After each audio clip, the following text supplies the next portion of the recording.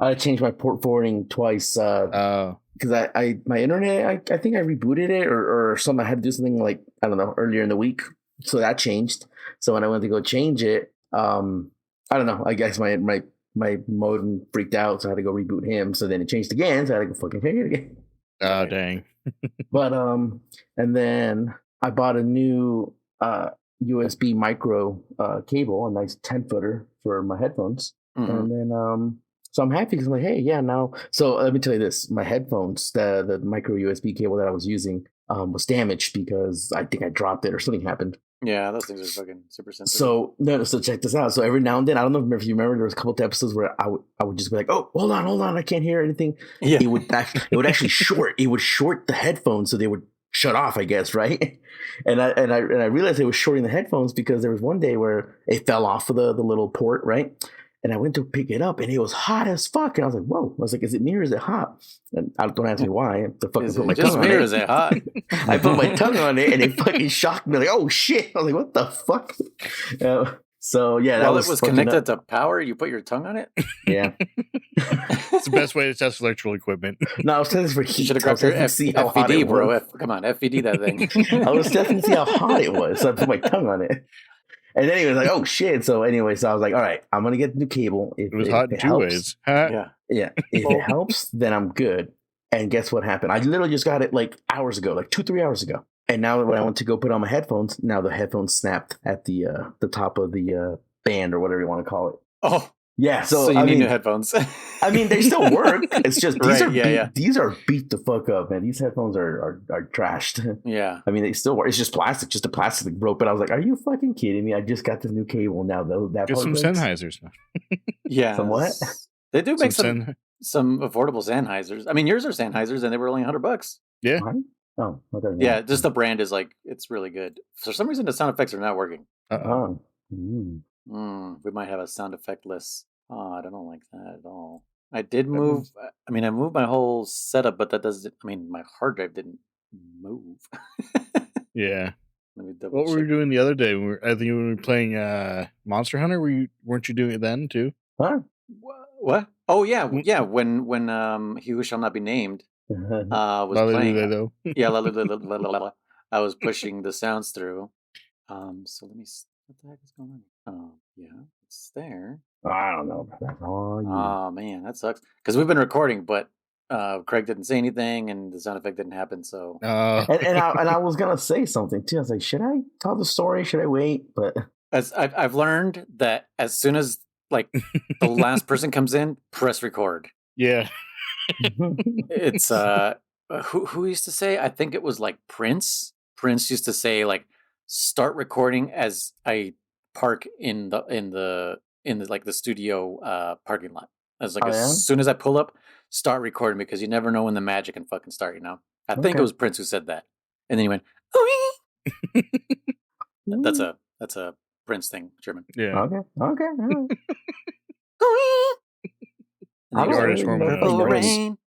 don't really know if I like any Prince songs. Sorry. You don't like Purple Rain or When Doves Cry or the only two I can name? Do you know why? Do you know why he's the artist formerly known as Prince? Yeah, because he was to his name. Well, he was, yeah. Then he was Prince again. Was he at the end? But was that the reason he lost the rights to his name? That's what I heard.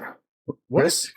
No, it's because he didn't want people taking advantage of his what do you call it? They didn't want to marketing him. But he made himself more marketable doing that. But he became a symbol. You can't put a name on someone who doesn't. You can't put someone's name who doesn't have a name. Right, but you can put that symbol on T-shirts. He became more marketable that way. He just became a logo. I think that's probably what he realized, and then went back to Prince, because it was just like, what the fuck are you doing? Oh, so I thought it was because like when he signed his record label and all that. You know how record labels are all super fucking fucked up and shit.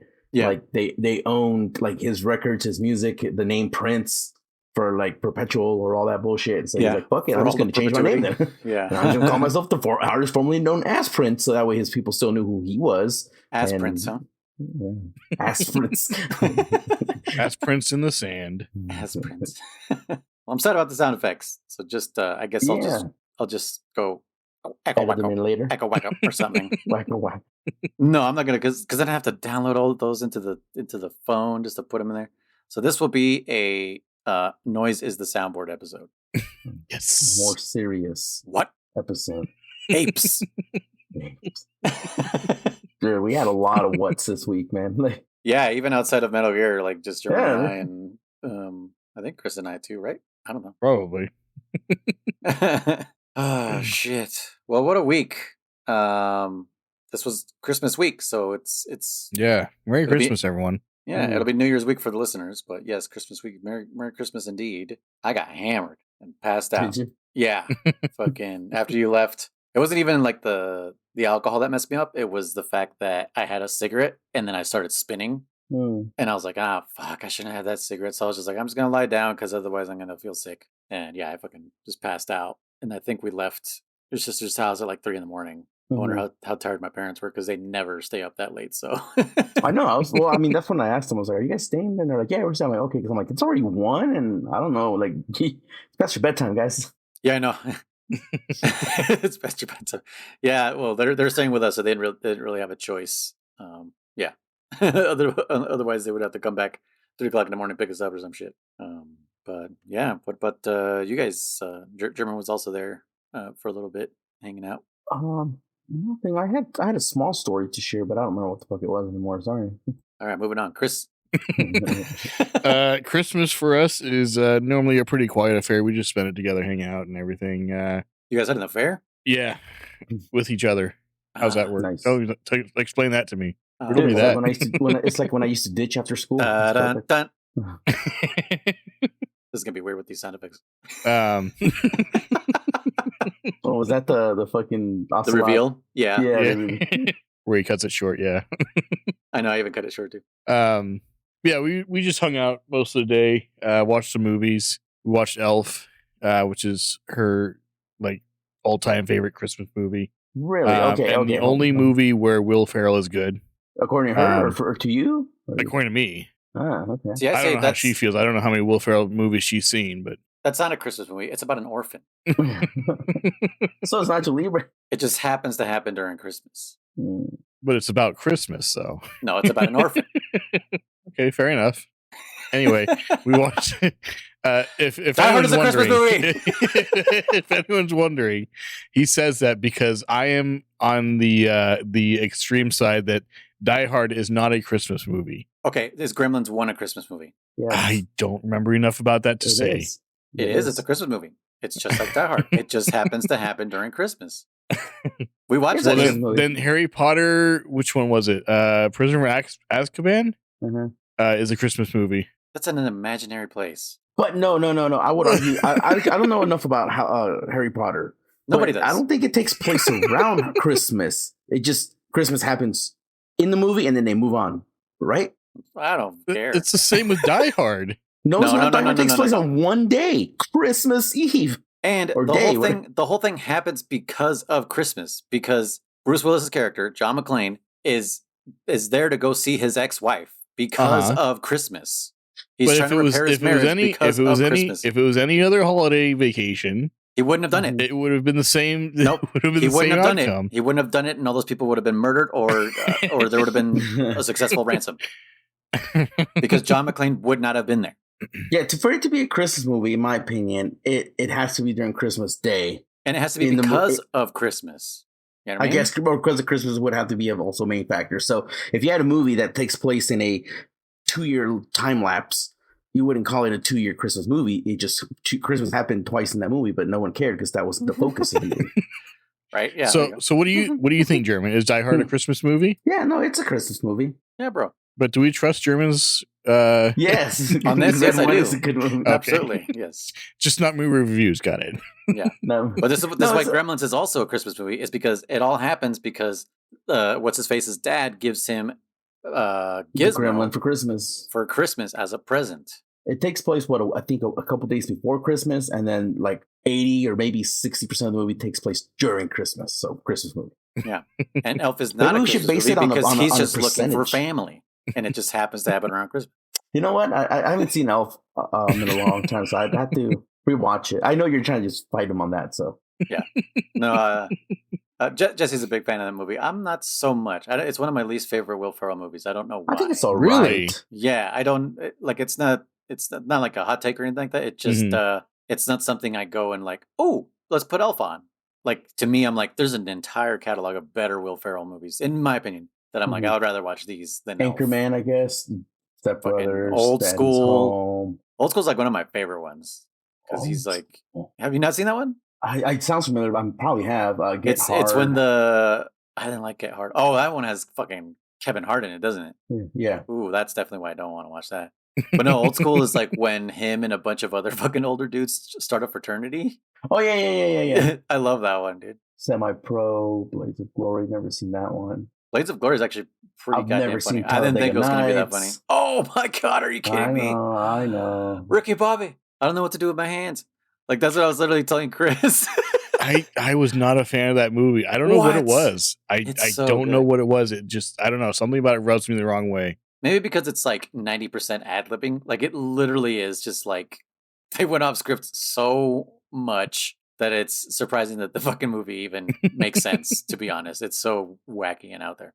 There was a stand-up, like a stand-up that Will Ferrell did that I liked a lot. I don't remember what it was called, but he was definitely making fun of George Bush. I thought it was fucking hilarious. I don't know what it's called, but if I could find it again, I'd definitely recommend it. I don't know if you guys like stand-up, but oh yeah, love it. It's a really good one. Yeah, I don't think I've actually ever seen Will Ferrell doing stand-up. Yeah. Well, he was back in with George W. Bush or George W. Bush. So yeah, or early 2000. Have you guys seen the one where he has his daughter knock on his door and pretend she's like the landlord? Yeah. The landlord. I love that video, dude. Where's my money?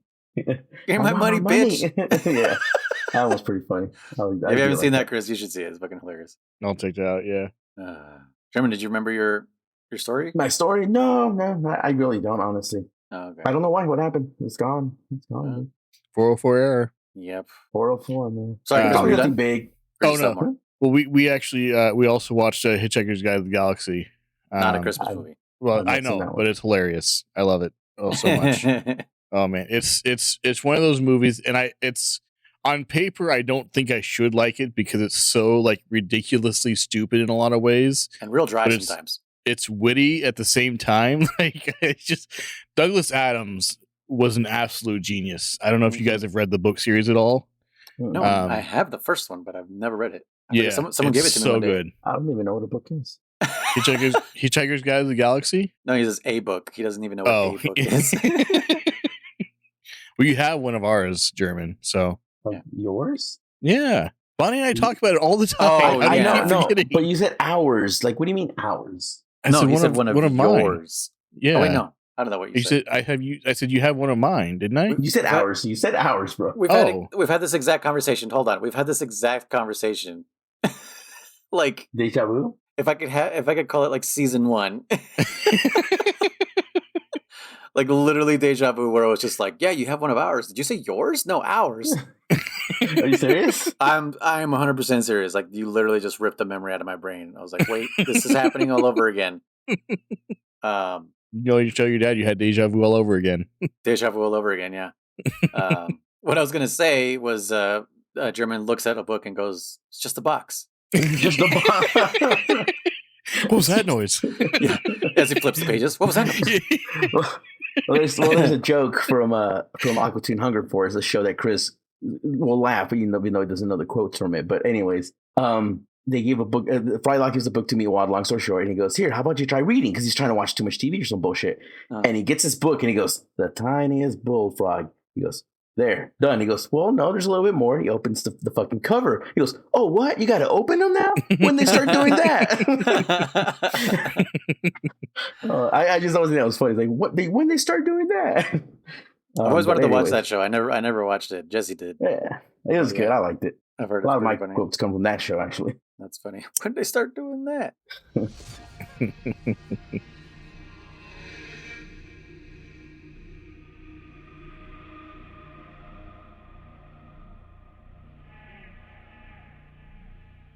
Welcome back, everybody, to Codec Calls, a Metal Gear Saga podcast, where we discuss Christmas movies. Only the real ones. and we don't discuss the other ones. From 1987 all the way to the present in chronological release date order, I'm one of your hosts. Elves. No, how dare you?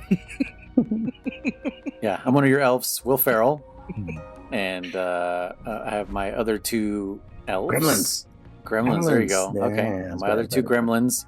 I'm trying to think of the gremlins from the second one. I mean, there's just did they really have names? Well, no, but it's just like here's the smart wacky weird eyes the crossed goofy one. Yeah, his name is actually is listed as Daffy. Daffy? like Daffy, like Daffy Duck. Gremlin. Yeah, okay. Daffy Gremlin, I believe. Well, yeah, so that would be Daffy Gremlin, That'd be aka Chris.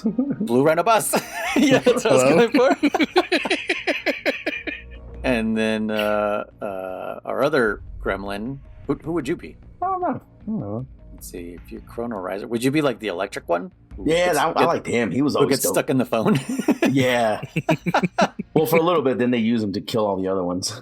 Yeah, no, it was like so we were wet. watching at the house. I love the scene too where the smart one's talk. He's getting interviewed by Dracula, right? And he's like, what do you guys want? He's like, we want what everyone wants. We want, I don't know, civilization. Yeah, whatever, right? And he goes, civilized. Yeah. And then he's this quote unquote this little kid gremlin. He's like, he's all bugging him and shit. He pulls out a fucking revolver and he shoots him, right? And he goes, was that civilized? He goes, no, not at all. Fun, but not civilized. Yeah. Just like, dude, I love that fucking one. That movie, both those movies are so crazy. The fact that the first one is PG instead of PG-13 is like, whoa. Because the first one's way darker than the second one, but they're both super graphic. Obviously, they'd use green blood so that it's not so crazy for kids. But I watched those as a kid, and they're insanely gruesome. Yeah. But hilarious. They're super funny. They make references to like everything. Like everything is a reference, dude. Would you say this is one of like the first like parody movies too? Like along with like Airplane and Hot Shots and all those movies. It was definitely they just used puppets, and it was a Steven Spielberg movie, which is even crazier. That he just was like, I'm just gonna make fun of the whole industry, including themselves. Like in the second one, the film like fucks up, and then they make it look like they were watching Gremlins 2, and the usher comes down. He's like, "Oh, I'll take care of it." There's like Gremlins in the projection booth or whatever, and they go find Hulk Hogan, and Hulk Hogan fucking like rips his shirt off, and he's like, "Hey, you better put that like whatever movie back on, or I'm gonna go up there and whatever Hulkamania your ass." And then they put the movie back on, and then the movie continues. It's so weird. It's just like fucking breaking the fourth wall. The first one does something similar, except no one goes to complain. I think it's just the movie glitches out on you. So again, if you're at home, it's not as impacting as if you were in the movie theater, and all of a sudden it's like, and just breaks all up, and you're like, what the fuck, you might really believe it back in 1989 or 90 when the first one came out. And then it's the Gremlins. They make puppet shows. They're like fucking Abraham Lincoln and shit. And then you're like, oh shit, it's part of the movie. It's kind of cool. Yeah, this screen doesn't go black, and it says CIO on the top right. Yeah, right. It would say WB actually, because freaking because in the second one, when the gargoyle gremlin, when he flies through the wall, it's the fucking bat symbol, the Batman symbol. I think it's super funny. Yeah. The satire in that movie is great. I love that movie. It's a great movie. Yeah. So Gremlins. So I don't know, the electric one. That's me. All right, that's Chrono Riser. Oh, I didn't say my code name. Red Noise. Anyways, moving on. Moving on to my favorite part of this game. Oh, yeah. Nice. Are you waiting for us? Are you there? Hello? Did he... Hello? Is this a joke? Is this a pun? Is this a bit? Yes, it's a bit. There you go. A bit. Is this a... Yeah, I'm choosing to abstain from this. Mm-hmm. Hey, man. This is my bit. Okay. So, no, I'll start off by saying that, yes, this is by far, in my personal opinion, the biggest hump. And actually, what would be a dip, actually, a reverse of a hump, right? Like it's just, in my opinion, we'll get your input on this, Chris, because maybe you loved it. I didn't like it. I didn't like the Drebin section of the last act. And then this one, Durpin over there. But this one is, again, they give you a whole nother bike chase, and I hated the bike chase in Metal Gear Solid 3. So then they gave me that back in this one, and I didn't like this part. But by the way, is that why you told me to put up the sensitivity on my things? Yeah, Okay. yeah, yeah. I yeah. figured And because put it at to your first you crotch. told me to do that. I was like, why am I doing this? But okay, like I'm not going to complain. And then it got to that part, and it actually wasn't until I was replaying it because I redid the boss fight because of that stupid mechanic. But because anyway, because 51 kills, it's not too much, right? 50 is fine, right? but 51. Yeah. Well, now I'm at 52 on the save file. I'm at 52 now, but only Okay. because I used the machine gun at first during that bike chase scene, and I think I killed 2 people doing that. Oh, the little Yeah. machine gun gives you. Anyways, you were saying The so then broomstick you or replayed broom it, handle. Yeah. but you replayed it, and that's but I you replayed noticed. it to do that boss fight so that I could kill her non-lethally, Mhm. and I did that successfully. Good, but that's when you notice that it's just, I think I'd like the bike scene a little better if they remade this game. If they ever do remake it, remaster it, I guess remaster it maybe or whatever. I'm not saying get rid of the bike chase or whatnot, but it doesn't flow nicely when you're trying to. I mean, like I'm telling you, it does the same thing that 3 does and that Drebin did earlier, where it's like she'll stop. Oh yeah, get those ones on the side, and you're like shooting them, and then she'll just take off anyways. You're like, so why the fuck did you stop in the first place? I don't know. I hate this section a lot. Yeah. I don't know if it was like maybe a little bit more snappy, maybe auto lock on. I don't know. I don't know how you could make this part better personally, but Well, you guys are skipping a complete. yeah, I know we did, right? We did. Okay, I know that the very beginning. So, so Chris, there was a teaser trailer that I had on my playlist, and that I kind of wanted you to watch as well. Originally, right? Because in this teaser trailer, they show a lot of the mechanics. They show the little butt worming. They show, you can roll. They show a lot of things. Then the character they're showing has a full blown mask on. Right. And you're like, oh, but you don't question it because this is after they already showed that suit, the Octo suit is Snake. Right. So it's already old Snake. So then at the end of this trailer, it's like literally 1:30 long of this teaser trailer. They they show the statues where you can go up on the statues, pretend to be a statue or whatever. Right. And then the guards come in, they leave. And as they leave, you hear the Octo sound. Right. Mm-hmm. And then they pan up and it's young Snake, and it's young Snake with the cigarette. And that's where it cuts out, because he gets bird poop on him, which is the comedy of that little part right there. But he gets pooped on from random bird.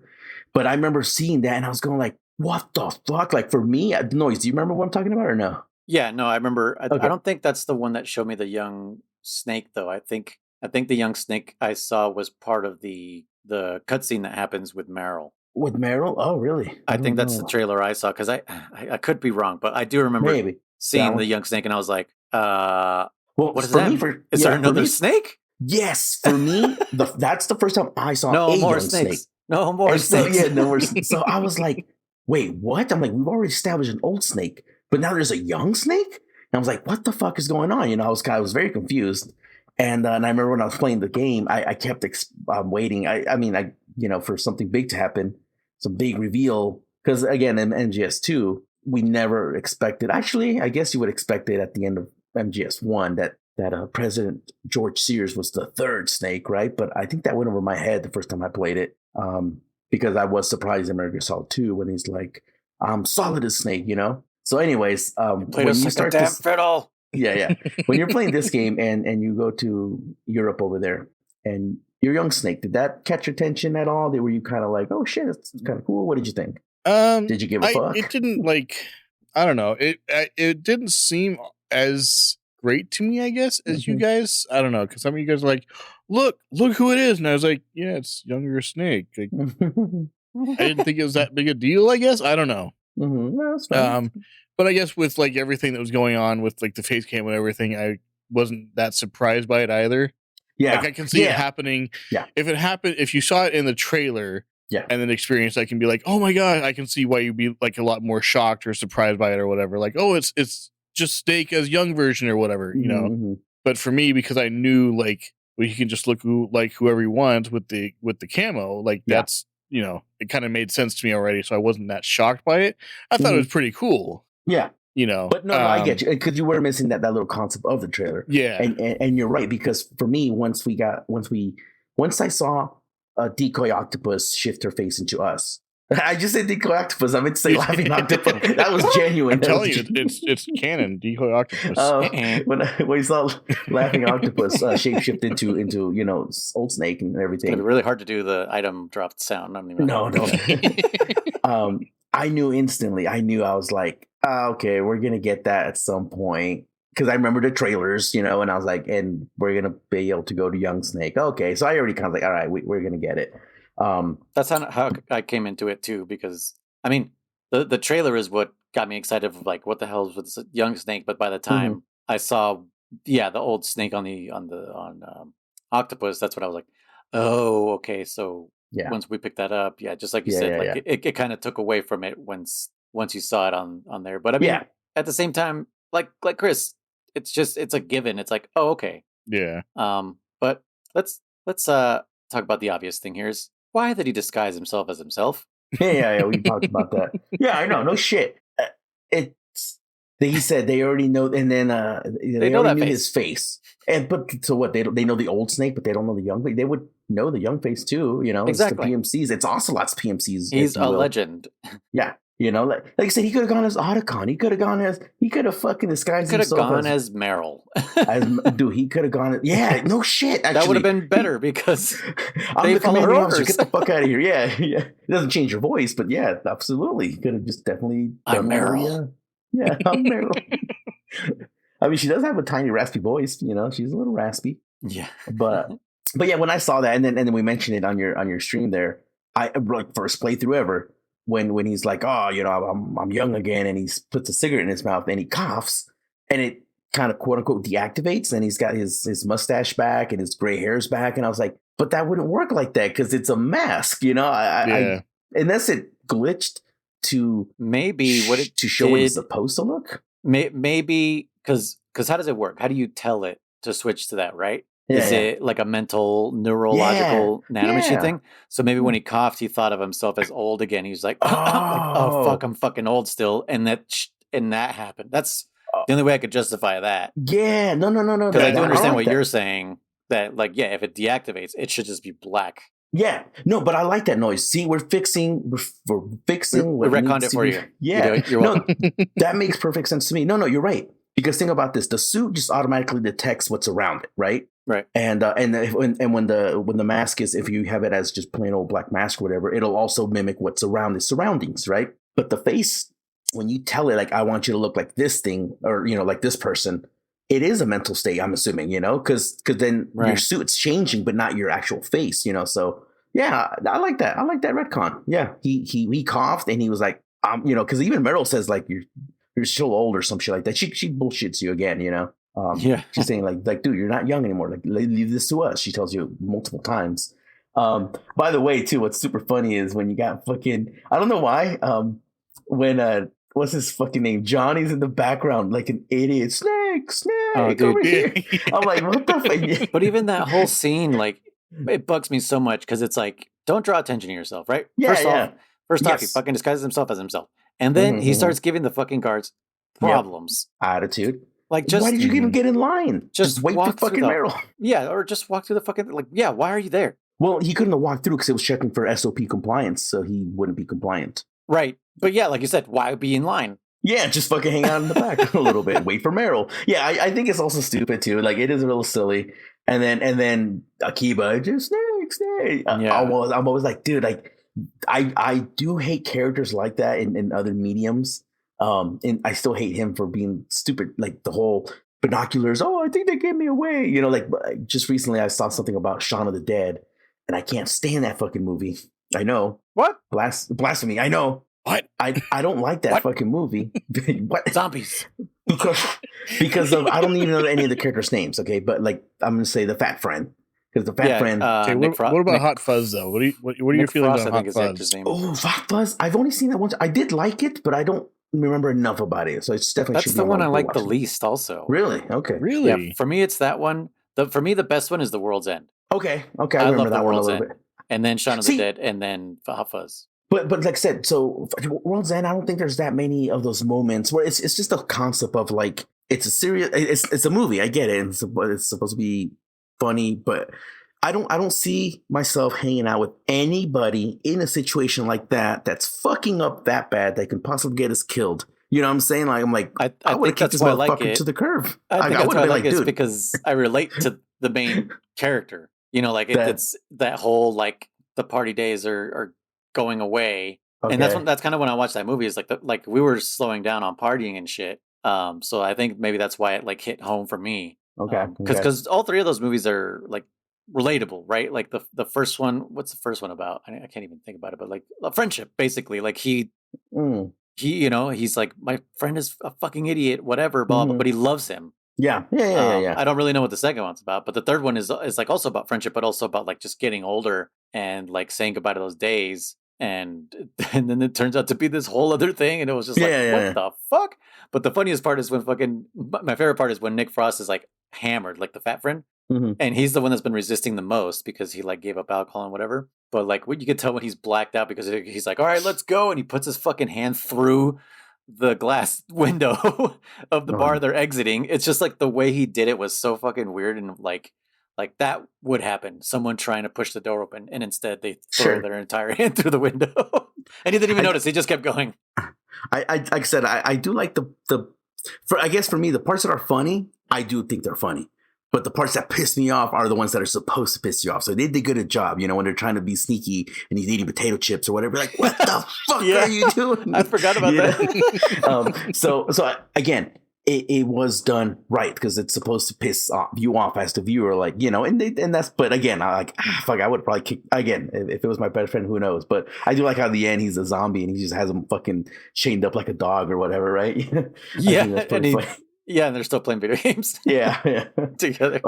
But yeah, how do we get on this stuff? But anyways, yeah. Oh yeah, fucking Johnny. Johnny's over there. Snake. But Meryl tells you that she's got that ever since the Middle East, that the UN saw how dangerous ocelots PMC is, and how I know how pretty much he's a threat, and they've authorized her to bring him in. That's literally what's going on, Chris. I don't know if you really did pick up on that. Like, she's there to arrest him. Like, that's it. No, there's no like, we're here to just watch. We're here to keep the peace. Like, no, she's there to fucking arrest his ass. Like she says, we've been looking for this man. Yeah. She tells you to stay out of the way because she knows you're still trying to kill him. Like, you ain't there to arrest him. You're there to fucking end his ass, So she's like, dude, stay out of the way. Let us take care of it, She does tell you a line that it says, like, I loved you once, but now I'm not a little girl no more, or some shit like that, Yeah. So it kind of tells you, like, yeah, she did love you back in the day, and she's moved on, especially since we know he ditched her, after MGS 1, he probably said, like, yeah, let's go hiking, and then he just fucking left and never came back. See those people over there? Yeah. I do see them. Snake turns around. Just Batman's her? It's just it's just a box, dude. Oh my god. Just a box. How do you do that? Damn, he's good. Yeah. just out in the snow, just a box. It's not even a white box, it's just a regular colorless cardboard box. Oh man. But yeah, so then you get to the first section of this game. All right, I'm going to start off with asking Chris what he thought about this whole tailing this resistance member, this whole section here. I was slightly confused at first. I don't know how much of my streaming you were watching, but I lost him a few times. I was listening I was watching some, but mostly listening. Yeah, you kept fucking losing him, dude. Well, yeah. to be fair, instructions are unclear. Yeah, because Otacon's telling you something like. He's in this area or whatever. You use a signal thing, and you're like, I don't remember how he said. He said, like, stand near one of the soldiers or something, and eventually you'll pick up their radio signals, their chatter, and he said it'll pinpoint where he is on your map, and the pinpoint is half of the map. Oh, and also Chris forgot about the map.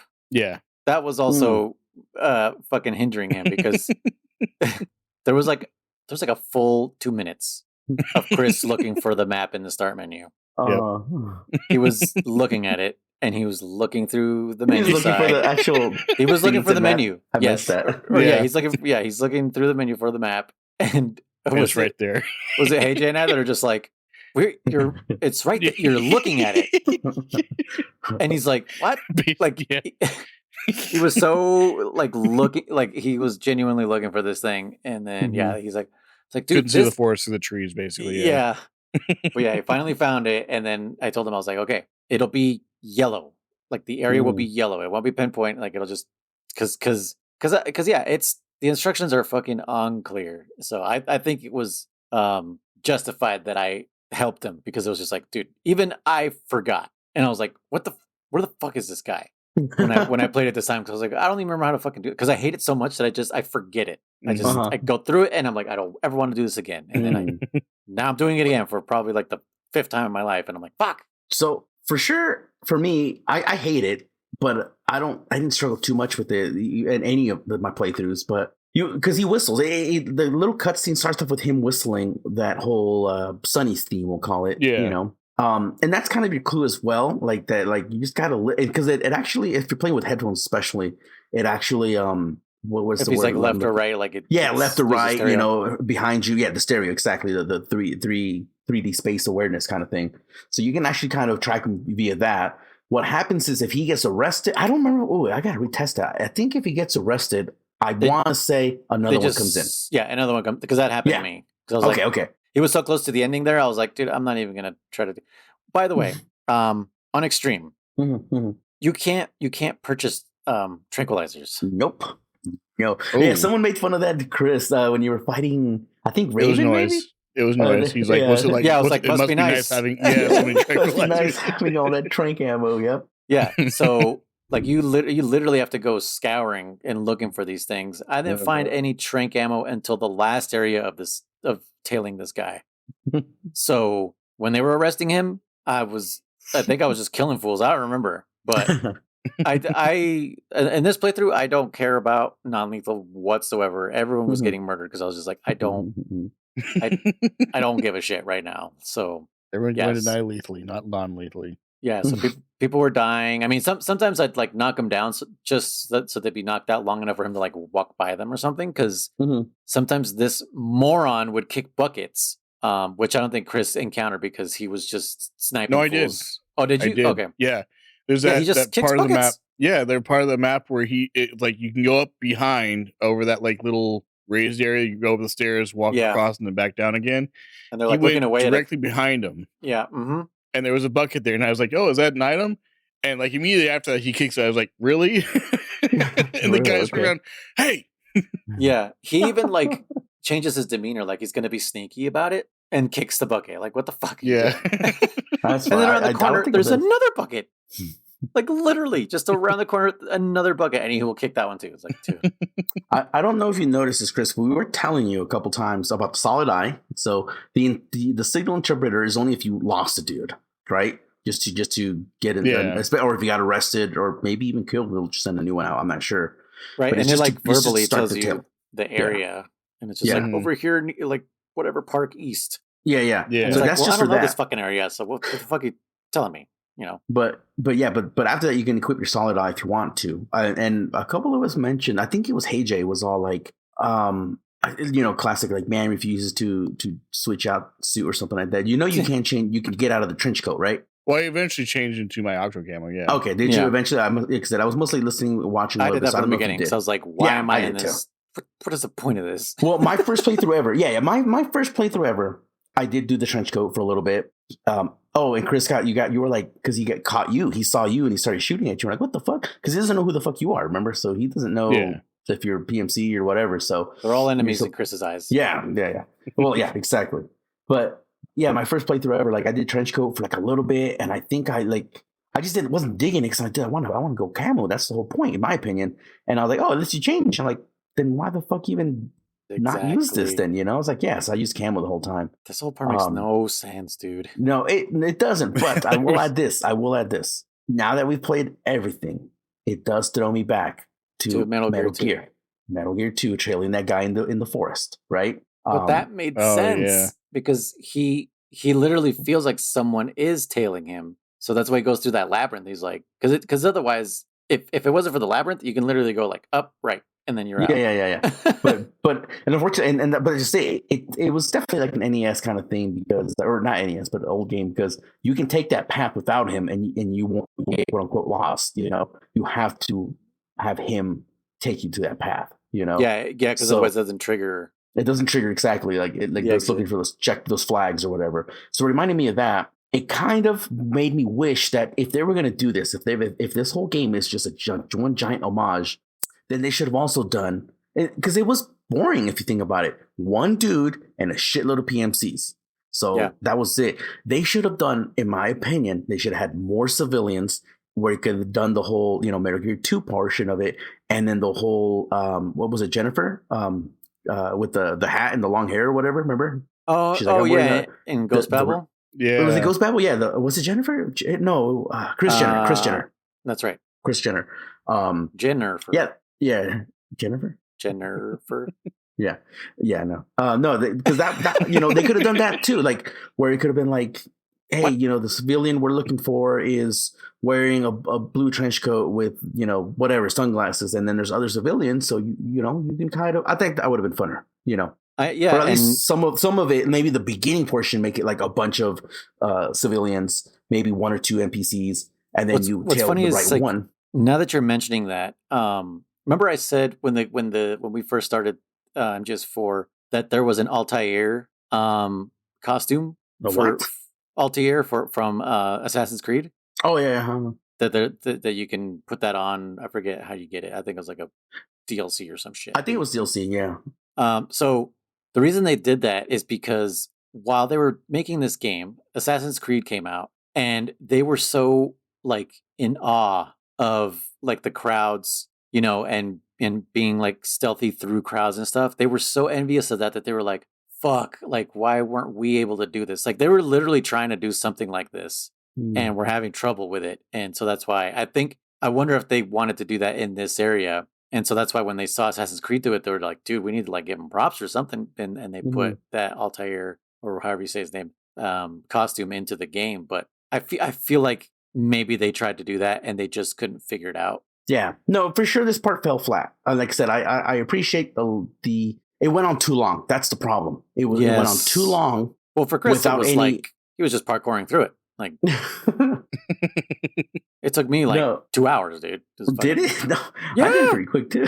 No, dude, that's why you're so pissed. I fucking hate this part, dude. Like it's just like this idiot kept seeing me, and I was like, dude, I am laying on the ground and I look like brick. How do you see me? It was just like fucking everything was setting him off. The goddamn helicopter was pissing me off. So for a while I was like, you know what? I'm taking out the goddamn helicopter. And then there was all that shit, like now there is. Don't they send another one, or is it gone? No, it's gone forever. Oh, okay. But, I don't remember. I'm sure I did, but I don't remember. But it fucks up the what's his face, the resistance guy. The resistance he runs. Yeah, it fucks up his path, and then it's just like, well, where is he now? And and what's fucked up is at the beginning, like the first screen where you're supposed to be chasing him, like he was there, okay, whatever. And then something happened that I had to restart. And so I do it again, and I'm like waiting for him to show up at the same spot where he showed up, and I'm like, where is he? And this is a big fucking problem with this area that I know German mentioned in the chat. He said, Chris is wondering where this guy is now. But German knows why that guy isn't where he was before, where he normally spawns, is because the game fucking remembers the last place where you left him off. So you're supposed to know this for some reason and run to the last place where he got to. The last place you tailed him, I guess, yeah. Yeah, which is like, why? I'm restarting the area. Why is he now way over there where I left him when I died or when I restarted or whatever? It makes no fucking sense. Like this is like the B team of Kojima Productions was working on this area. So you want to know what I did? What I've done before and what I did this time? So you put his ass to sleep, and then you run up. You run up because he won't go anywhere when he's sleeping, and then you run up to the guards and you put them in the freeze positions. Then you go back to him and fucking wake his ass up, and then he'll proceed through the whole thing, and none of the guards will get up. No one will fucking do anything because it's so stupid too. Because he'll be like, "Huh? Oh no!" Like he'll get like spooked because they're on the ground, but then he'll just continue to walk and whistle. It's pretty stupid. Again, it goes on too long. I do got a little Easter egg. I don't know if you know this one, Noise. So when you get to a section where you go, the first part you go underneath like the bridge or whatever, like the first little water section you get there. Yeah. No, Chris, I don't know if you know it because this part I didn't see you play for sure. I'm going to fast forward a tiny bit. Towards the end when you talk to Big Mom and everything, that those little robots that were pretending to be a man, I guess you'd call it. Oh yeah, the scarabs they call them. Did you know that you can actually see them tailing you during this section? Huh? Yeah, you're the one who actually led them to Big Mama technically. Yeah, I'll got to get I forgot you gave me that capture card, so I'll definitely try and capture that or find a YouTube video that shows it. But you're down there, and it's funny because like you'll see them poking out of like this little corner, right? And if you try to aim at them, they'll duck in. If you try to send the MK2, they're gone. Right? If you run down to that side, because it's in the whole little bridge, the water part. If you run to that side of the where they're hiding, they'll be gone. But now they'll be on the opposite side of you. So it's like a little funny thing. But what is funny, I don't remember doing this before. If you actually put on the binoculars, and you freaking zoom into them. Again, I don't know if it's just by looking at them or the fact that I zoomed in so close to him that you can see his hand pretending to be a fucking face. You get a fucking alert trigger, and then all the fucking guards come after you. So I thought that was funny, and it pissed me off at the same time. And that's when I killed a bunch of guards by accident again because they were coming towards me. And so I tranked them. I was trying to headshot them, and I kept getting shoulder or chest shots, I guess. So they're running in the water, and then they fall asleep in the water, and they just fucking drown. And I was like, whoops. And like all 5 of them, blap, blap, just fell in the water and died. And I thought, I was like, well, now there's 5 more fucking kills. But yeah, I got to get that footage of that. It is pretty cool that they were already there. They were already tailing your ass. But anyways, yeah, you tailed them. You tailed this fucker. Pretty boring, honestly. I even because that last screen has the patrol, like the car. Mm-hmm. Like I got so frustrated at that part when I found, and then after all this that I'm about to tell you, I found the darts. But I was even like throwing like petrol bombs at them just to fucking have them stop patrolling. So I was like, I'm tired of this car. I fucking burnt them all alive. Like I am definitely trying to remember. I want to say you can shoot the driver like he's got a crack in his window, but I don't know if you can. I need to retry it. But it's funny because he'll stop and they're like beep beep, and the guys will just get up like nothing. Yeah, so that gets annoying too. Yeah, no, that Jeep part for sure got me caught a bunch of times. And then so then I was like, oh my god, I was getting so annoyed because on an extreme, I don't know about normal or easy or any of those settings, it does lapse pretty quickly in my opinion. Like you barely get any time to progress, and then the Jeep's already coming back around. And you're like, what the fuck, dude? It's like a 30-second lap, I think. Yeah, it was quick, man. It was. The areas aren't that big. Mm-hmm. They're pretty small, and if you're not like familiar with them, they're confusing. Yeah, no, they're very confusing if you're not a speedrunner or if you haven't played it multiple times. Which because I definitely want to play this section multiple times. Yeah, I definitely like ran circles around this place, going like, what the fuck? I was just here. Yep. Like, now where's the dude? Yep. And this idiot is also just taking the dumbest paths. Yeah. Like, especially in the last area. He dresses himself up as a soldier, by the way. Just go. Why? He goes down the slope of the street to where these other guys are. And he won't, but this is another annoying thing. He won't fucking move unless you're in close proximity to trigger him to move on to the next area. Yeah. So after that, he goes into this fucking alleyway and blends in with 3 other guards. And I'm like, motherfucker, all you have to do is ignore them and keep going up the street that you were already on. That goes straight to where you need to take me. Just go there. And then he fucking, and then he crosses, then those 3 guys disperse, and then they're just standing there. They don't do anything else. They just stand there wherever they were programmed to do. And then he goes into another alley where there's no fucking guards. Takes off the uniform. Comes on. No, he doesn't take off the uniform. Oh, that's it. He comes around, and then this is another part where the car is patrolling around, and then he heads straight to the place where he's supposed to take you. But then again, he doesn't take off his costume until you get in close enough proximity to trigger it. Yep. To trigger it, and he finally takes off his costume. And for some reason, I guess I was too fucking close. But he freaked out, and I was like, how what's the perfect distance for me to be that you are still going to continue and that you don't see me? And like, it was just fucking dumb. I was just like, just go to that fucking door. I know exactly where I need to go. Just go to the door.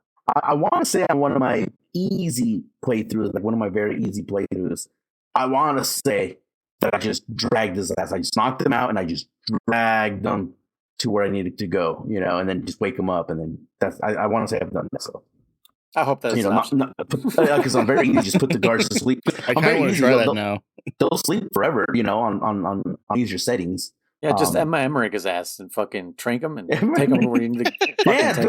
That's right. I want to say I've done that. I want to say I've done that just because the guards on extreme, Chris, they sleep for like a whopping minute or something, right? Noise. They wake the fuck up fast, you know. Well, I didn't really have a chance with the fucking tranquilizers, but knocking them down only leaves them with 2 stars on their head. No, but guards in general, though. I mean, they wake up quick. That's what I'm saying. Like, I don't know. I can't tell you how. Oh, you don't have that many drinks. Because I didn't have the fucking drinks until the very, very end. And I was like, I don't even give a shit now about the drinks. I'm just going to keep these drinks for the future because apparently they're scarce. But yeah, all I could do was anything. Yeah, all I could do was knock them into the ground. And yeah, they'd have like the full stars, but they all fall off except for 2. And I'm like, oh my God, this is like, what, 20 seconds? Is this all the time it gives me? Yeah, no, it's quick. That's why doing the freeze and, you know, that's the best bet you can do because you don't have to waste ammo and they won't get up. So what you can do is I finally squeezed somebody's balls, by the way. Oh, I did. Nice. I've actually released the resistance number. So on my PlayStation 3, one of my original pictures in there is of me squeezing the resistant member's balls, and I sent it to my friend back in the day. I said, "Hey, check this out." But anyways, what you can do is, as long as you're not in a group of soldiers, you just set the Mark II in camo mode, trank the guy, then you run up to him, wake his ass up, then you hold him up, grab his balls, and then you know, don't squeeze his balls, but pat him down for equipment or whatever. Wait, and the Mark II has a trank? No, the electric. He has a shock. Remember, I told you guys he has a shocker. You can shock guards. Oh, you said what did he say? You can knock on walls. You can turn on switches. There's only one switch that I know of. It sounded like you said knock. Well, I guess you said knock him out. Yeah, you electrocute him. Now, and here's what I was sure to electrocute them, and again, they won't sit down for long, but you know, just then walk up the snake, and then if you want equipment, like if you want ammo or whatever, you just wake his ass up and then throw him on the ground and say freeze, and that's it. But this Mark II. Oh, so I was sure that if you electrocuted a guard long enough, they would die, they would burn up. But I did it for a while, and then must be a false memory, or must be some other game that does something similar. Because I electrocuted one for days and nothing happened, so he's still alive. But yeah, you can electrocute yourself. He's still alive in that game. No, but you can electrocute yourself. That was always funny. You know, you're holding the PlayStation controller and just sap yourself. That's always fun. Yeah. But yeah, so yeah, this whole section again, I think it was a flop.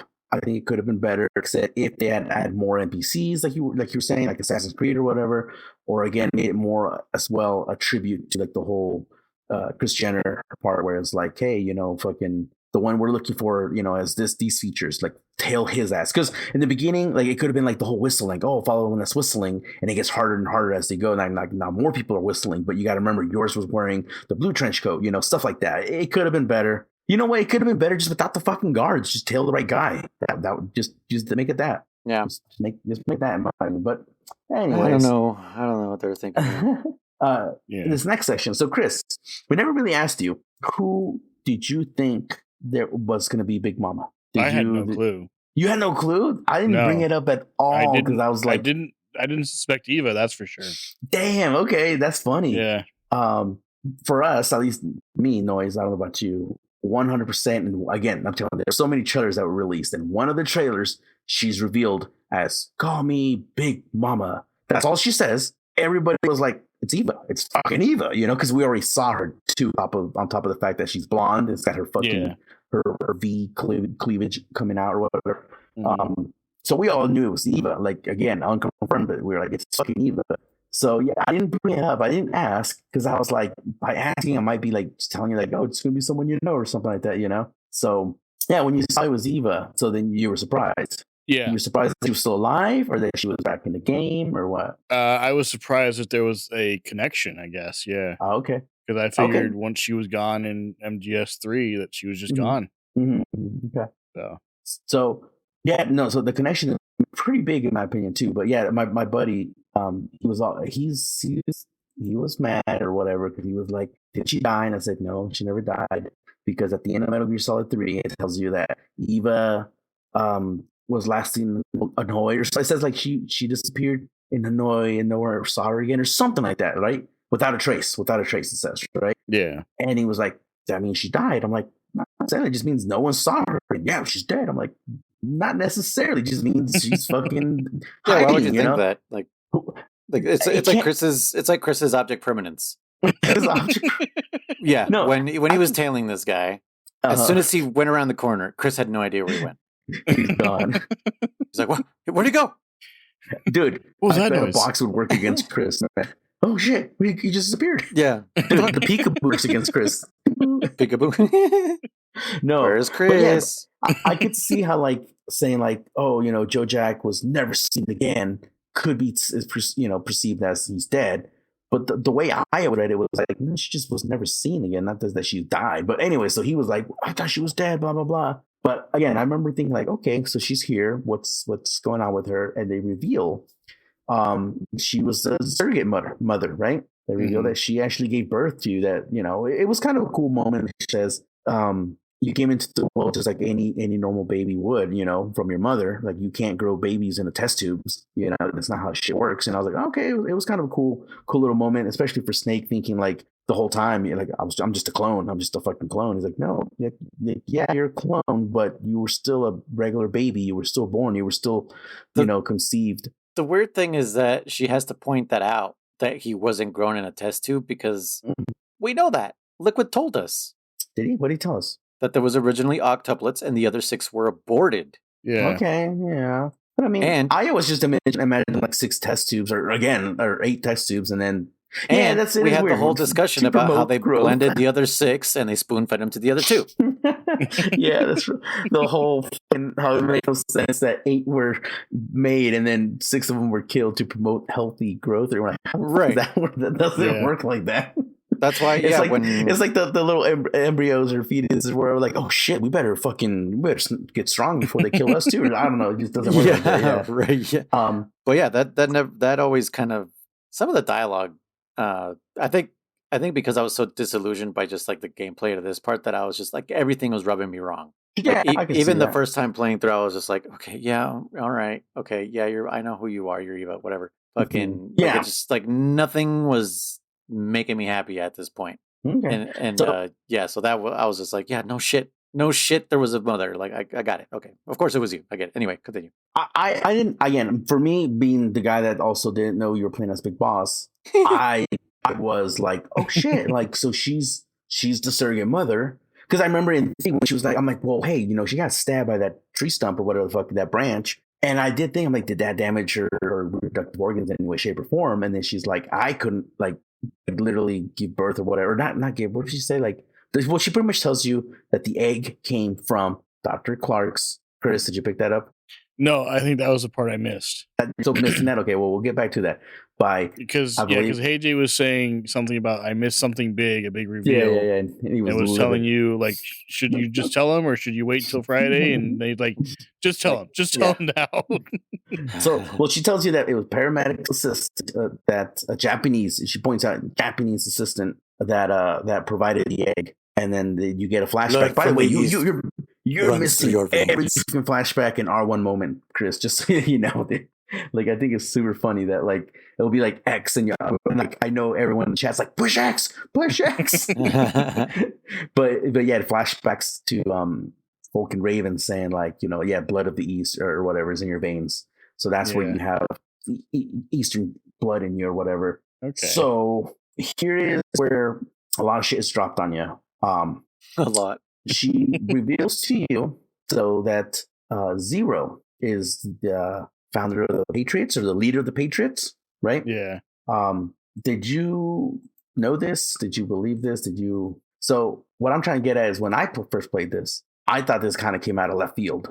I thought it was kind of yeah, it did for me too. Like I don't not believe her. Like I believe her because she says it, but it's like I have no reason to not believe her. So again, and that this takes me back to that question I asked you guys back in Portable Ops, that conversation that Gene is having with Onslaught on the phone, and he's like, "Who are you getting your info from?" And he says, "Never mind, I think I know who it is. The man with the same code name as the Perfect Soldier." I remember you guys were arguing. It's like, well, what his code name is Gray Fox or his code name is Null or whatever, and I was just leaving it as that. It was Zero. And Noise got mad. He put it in the spoiler section. No, I did not get mad. I clarified. Okay, sure. That Zero and Null do not equal the same thing. Null is void of a number or something like that. You said, right? Null is the absence of any value, any not value. just numbers. 0 is a value. So if they were saying this poetically, I'll give them that. But these guys are fucking writers and programmers, and they should know. They should have been like, "Hey, Hideo, null doesn't mean 0. Just null doesn't mean 0." Someone should have told them. But that's who they were referring to back then. So again, to me, now that we replayed Portal Ops and everything, and I was like, oh, because even at the end of Portal Ops, Ocelot is talking to Zero. At this point, his name still hasn't been revealed, I believe. And he's like, oh, so it was you the whole time giving me info. Oh, yeah, like, this is crazy, blah, blah, blah. And he's like, yeah, with this money, we'll finally be able to revive the Patriots, blah, blah, blah, this and this. And he's like, what? Genes? Genomes? Oh, cool. It's like, I want him to join us, right? So he's talking about Big Boss. Portable Ops did set this whole thing in motion. It set that Zero was the founder of the Patriots, that he's the one that established this whole thing. He's it really does establish this without us really. Again, for me, for Portable Ops that came out in 06, I must have played it once or twice. I just didn't pick up on those clues there that they do tie back into this game. Because then here Eva's also telling you. So here, you missed this whole section, and then we'll let you know. She tells you that the original members were Zero, Sigint, Paramedic, Ocelot, Big Boss, and her, right? And Eva, yeah. Now, she tells you that Ocelot is trying to... Oh, she tells you that... Oh, well, here she gives you a little revelation that Big Boss is still alive in a vegetables state, Yeah. By Zero. Are you a vegetable? Are you a broccoli? By Zero and everything, right? Broccoli Boss. Broccoli Boss. Yes, that's what we said in the chat, right? Broccoli Boss, I think. Oh, I don't know. Someone said, I think, Broccoli Boss. That's awesome. But yeah, she tells you this, and she tells you that Ocelot is fighting for Big Boss. He's trying to rescue him, if you will, from the clutches of Zero or whatever like that. So she tells you that they set this whole scheme into motion. And she tells you that, because after Zanzibar, that's when Zero supposedly grabbed Big Boss's body and Frank Yeager's body. And then Dr. Clark, also known as Paramedic, is the one that experimented on Frank Yeager using nanomachine technology and all that stuff. And I don't remember, Noise, you have to correct me here. Was it Ocelot who kind of set into motion or kind of freed Gray Fox so he could kill Paramedic or something like that? Or was that part of the plan? Like that. Something like that. So it's established that pretty much that was kind of part of a plan or the plan or whatever. Gray Fox killing Dr. Clark, aka Paramedic, was part of the plan. So Paramedic is dead, and in the official timeline now. And then she says, Eva tells you that then Ocelot pretended to accidentally kill the DARPA chief during Shadow Moses, and the DARPA chief was Sigint. Gasp right now, Chris. Insert gasp. The gasp. The gasp. There you go. You said you were going to go back and rewatch these. So this info is not new again to you, right? I haven't gotten to watch that yet. No. Oh, okay. Oh, you didn't watch that part. So wait, Doctor or what? No, whatever his name. The Donald Anderson. Was actually Sigint. Yes, the DARPA chief was Sigint. So insert. Okay, so Decoy Octopus. Was the guy that was in the cell with you when you were captured, right? Yes. So he wasn't actually. No. The one in the cell with you is the DARPA. Oh, that's right. Yeah. Okay. Decoy Octopus was the one who dies in front of you. Okay. Yeah, the one who does. Yeah. Okay. Yeah. So that was actually Sigint, not the DARPA chief. In the cell when you're captured. No. Sigint is the DARPA chief. So Sigint's real name is Donald Anderson. Oh, okay. Yes. Okay. Yes. And Paramedic's real name I thought they had like switched bodies or trying to pull one over. Okay, I gotcha. Okay. Yeah, the only time Decoy Octopus is the DARPA chief is when he has that heart attack from Fox Die. Yeah, okay. Gotcha. So yeah, because remember back in, was it Twin Snakes, Noise, where they retconned Dr. Clark. So in the original Metal Gear Solid, Naomi says that Dr. Clark, and she says he says it was a guy. And then in Twin Snakes, they retcon it, and they retcon it to she. And we pointed out, like, hey, did you notice that? Yeah, they do. We pointed it out in an episode. Did we? We did. We pointed. They retcon it. I thought I remember that happening. Yeah. Oh, okay. Yeah, they retconned it to be a she. And you were like, did you catch that? And you're like, oh, no, not really. We're like, well, yeah, they retconned. They were like, we'll just leave that where it is because it turns out that Dr. Clark the whole time was paramedic. So a woman? To me, a woman, no. I know, right? Jesus. To me, it was a little bit of a shocker, a gas moment, a kind of a sad moment because I love the shit out of 3. You guys know that. I play 3 all the time. Yeah, and to find out that paramedic was not bad, but she was part of the Patriots and then is dead, and Siggins is also dead. I like Siggins, man. You guys think I don't like him? I love Siggins, man. He's my bro, you know. I think he I got love what calling he him. deserved.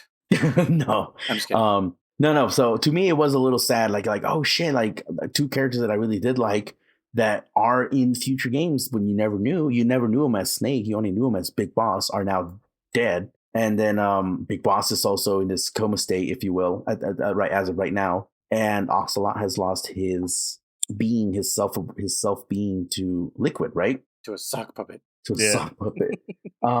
So yeah, we get all this info here, right? Like we pretty much get all this info, and we get the info that Big Boss and Zero are at opposite ends because of the boss's will, because they're both misinterpreting what the boss wants. The world she envisioned. They have no idea really what she wanted, and so so they what's the word? They fractured pretty much the world because of their beliefs. Okay. So Sigan is like, not Sigan. Zero is creating these AIs, and this was kind of a little crazy. Like he created these AIs, or back in what would this be? The early 80s at this point? No, 70s, because less infantry is what caused Big Boss to finally say, "Fuck this shit, I'm out," kind of thing, you know? Yeah, because he didn't know that he was starting this project, like trying to clone his ass. And when like Eva says this. Yeah, Eva says that like it was against his wishes. Technically, it was against his knowledge. He didn't even know that Zero was doing this. And what's weird is that for someone who idolizes, because she says this as well, someone who idolizes Big Boss, Ocelot, he also went along with that plan. He also said, yeah, let's make clones. Let's make clones of Big Boss. Sure, you know, I'm sure he'll be fine with it. You know, kind of a little weird. But yeah, she pretty much this is where she lays all this lore onto you. This like everything's starting to connect now. Everything's starting to make some sense. Like, oh shit, okay, the Patriots are this. The fucking Shadow Moses was all part of a plan that was started by Ocelot to free him. You know, to get back Big Boss or whatever. It's still a little confusing what exactly is going on. What else? Big moments we want to talk about here. Oh yeah, so you get to see Big Boss's body in this kind of fucking plastic bag thing. Oh, wait. Before all that happens, the 3 children in the trench coat show up. Oh, yeah. And then you beat the shit out of them? I do not agree with this whole scene that they just let some fool wander into this church when they jumped Snake when he came in. But yet this guy, who clearly doesn't look human and is trying to buy tickets to a rated R movie, they're just letting him fucking walk into this church and just like, hey, you! And then it turns out it's these 3-armed fucking balls, and Chris was like, what was your reaction to that? Because I was just like, what is going on? Because like we're having this big serious conversation about all the stuff that's going on, and all of a sudden 3-armed robots pop out of a trench coat, and it's like, what? it really seemed cartoonish, didn't it? Yes, well, like Noe said, it does look very Looney Tunes, the way he's walking, like all like, you know, like he's chilling and shit, you know? Like some kind of a laid back character. It looked like a robot trying to be human. Like it's yeah. This is how humans move. Now I did say this in apes. I did say this in your chat, Chris. The painting that they show of the Metal Gear, I guess you'd call it Metal Gear Saga. You know, do you remember what I'm talking about or no? Because vaguely, yeah. Really, and I love the shit out of that painting. By the way, there's a painting for WAPs. There's one for Metal Gear Solid 2. I don't know if there's one for Metal Gear Solid 1 or any other games. I didn't even notice them. I don't think I've ever noticed them. Noticed them? They are dope ass paintings. Like I remember the first time I ever saw that, especially the Metal Gear Solid 3 being my favorite fucking game at that time, and probably still now. I was like, I want that. I was like, where can I buy that canvas? I can pay money right now. Just take my fucking money. And I think it's a dope picture. I don't know if you know what. Maybe I can find. What is that thing you gave me, Chris? Poster for Metal Gear, the wall art people, canvas or whatever. You know what I'm talking about, Chris? those steel posters, those stainless steel posters. Oh, yeah, with the magnets. yeah. Oh my gosh, display. Display. Yeah, maybe they would have some cool Metal Gear stuff, because if I can find that one, I'm sure they would. Yeah. But yeah, so yeah, you get reveal all this stuff. You see the body of Big Boss. You fight these stupid little hands, which I will reserve a little bit comment on them, because I liked the idea of them. I think it could have been executed better, but you get the scene where like Eva walks up to them. It's pretty stupid. She tries to do the classic broom handle sweep that she did in Metal Gear 3, but it wasn't as cool as 3. Because in 3, when she swept, she shoots like 3 or 4 guards, like 1, 2, 3, 4, like maybe 3 guards, 4 guards. Mm-hmm. On this one, she literally just like aims at one, shoots it, doesn't even use the recoil of the weapon to move on to the next target. She shoots it. I noticed it because I was waiting for that to happen. And it didn't happen. I was like, what? She didn't even do it. Yeah. Yeah, exactly. Because she just shoots one and shoots the one and shoots the last one, and then she chucks up. Maybe it's meant to show that she has become more accurate and doesn't need the assistance of the recoil now. Okay. Maybe. I don't know. I hate maybe. maybe. Definitely. Like, and then she walks up to the last one and she just like pops it, and it's like, okay, whatever. All right. So then you get into the fucking bikes, and then you're like, she's like, oh, but no, yeah. So yeah, we see the body.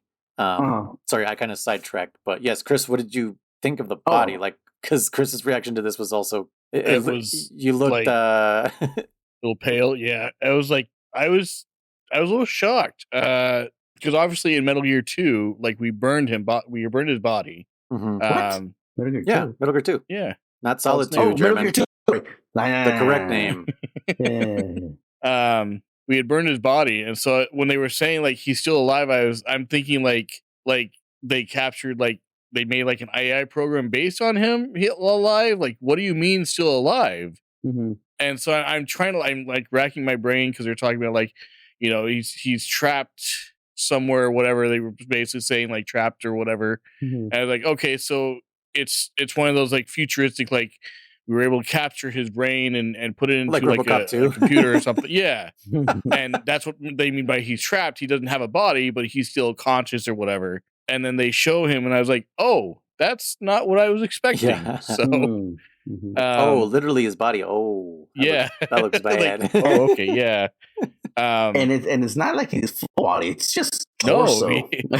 Yeah, his fucking face is missing. Like you can just see his eye and shit. I think he's missing one arm. Yeah, it was gruesome. I will admit, very visceral. Yeah, it was, and because I was thinking. I remember my first time. I was thinking like, okay, he's in a coma, so his body's there, and I'm just imagining some dude with, you know, the heart monitor, the beep beep, you know, and then like they show this fucking jelly bag. I'm like, what the fuck? I'm like, and he's moving and he's looking around. Yeah, like he twitches at you. Yeah, fucking conscious. It's like, fuck.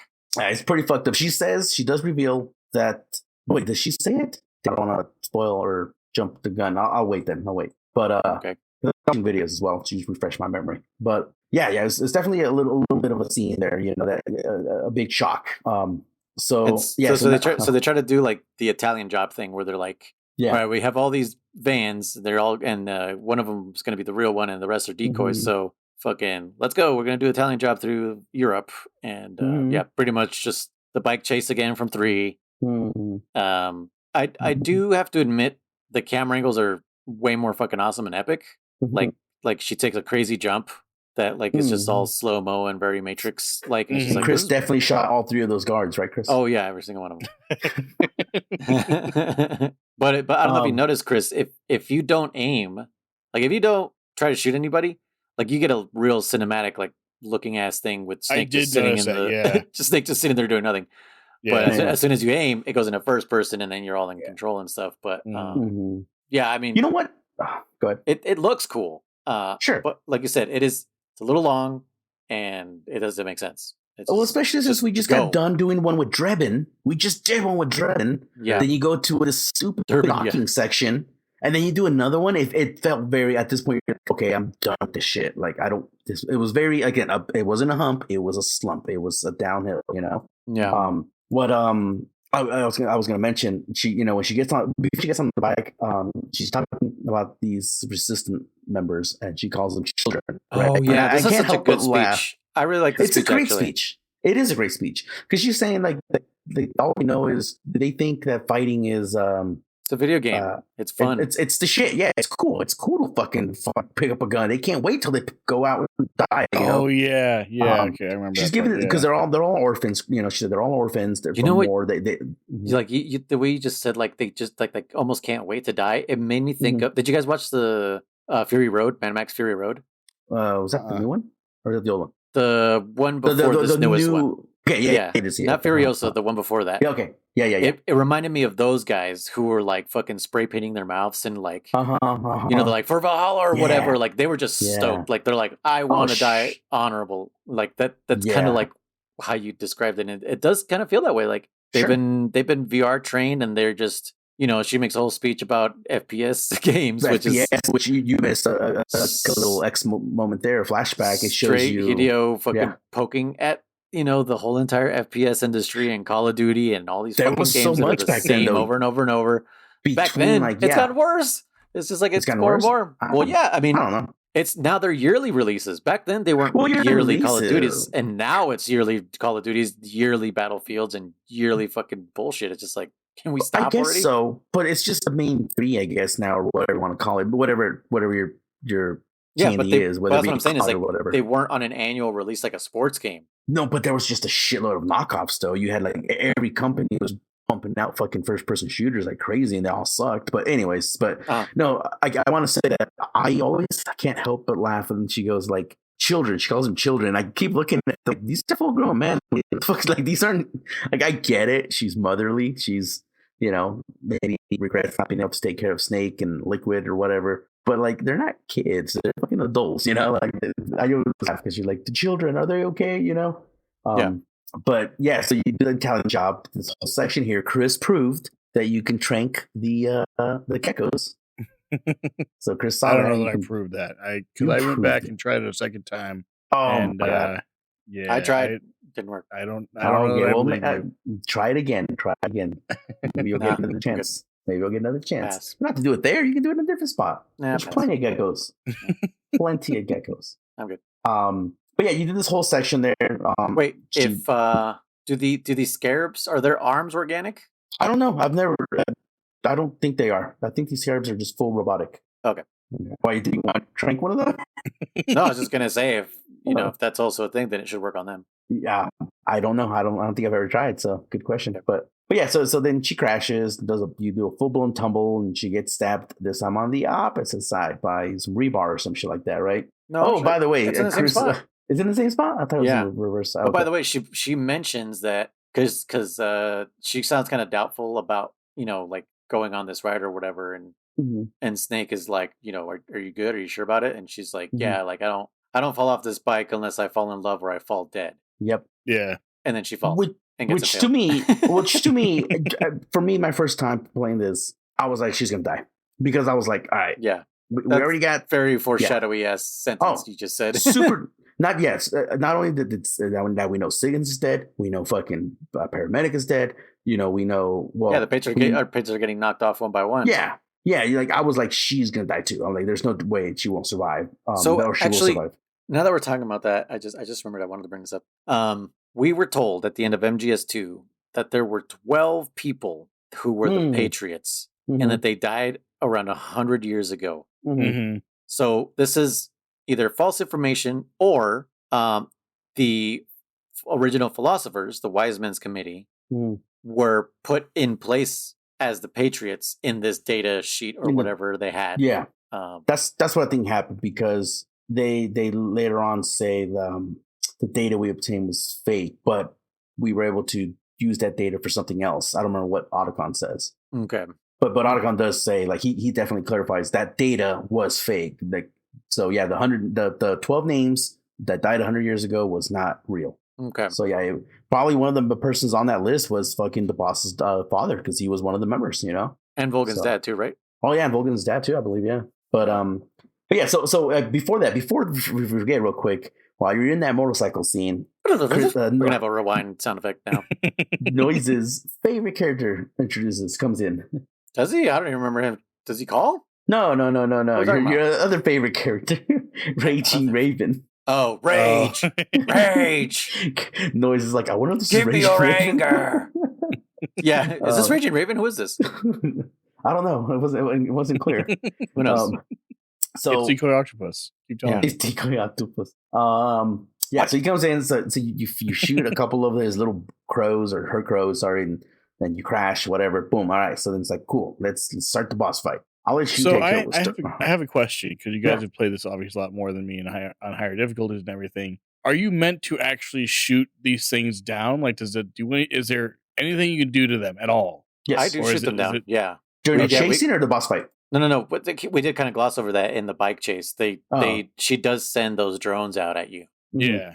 Yeah. I mean, I shoot them down because otherwise they do damage for sure. Mm-hmm. Yeah. I remember taking damage and of course being on easy basically. I think it's necessary on harder. I think it is for sure. Oh, probably, yeah, okay. Like, for sure. Plus, you get free Durbin points. So. Yeah, because I definitely, which is also funny, if you die on the bike, like, because I don't know if you've noticed, Chris, the ragdoll physics that they used on this are kind of weird because it's like they make Snake real stiff, and then as soon as he hits the ground, then he goes all ragdolly. Yeah. so it's funny when you fucking get like knocked off this bike and your character's just like stiff as a fucking board and he's flying through the air. Yeah, and it's just like it literally looks like I don't even know, like it's just like a statue, and then all of a sudden he goes limp, and it's just like yeah, very interesting. Okay, mechanics, but so you get to that's how I found out that you definitely need to shoot those things down because they were fucking me up. Yeah, they shoot little missiles at you, and right. Yeah. So Chris, what did you think about this boss fight? I'll let you know real quick. I was ready when I was replaying this. I was ready to put this at the bottom of my boss fights, but I don't know. After replaying it, it's not at the bottom. It's not high, but it's towards the bottom. So how'd you like this fight? I think it's probably going to be towards the bottom for me. It reminded me of the worst parts of the what was it, the Hind D fight from Metal Gear Solid. But just the worst parts of that. As in, like, when he's ducking down below, and then, like, when he swoops over real quick and does that little thing and, shoots you on the way. Or no, goes, exactly. Liquid! Yeah. Everything's a Pokemon. Yeah. But it reminded me of, like, this fight was pretty much just the worst parts of that, essentially.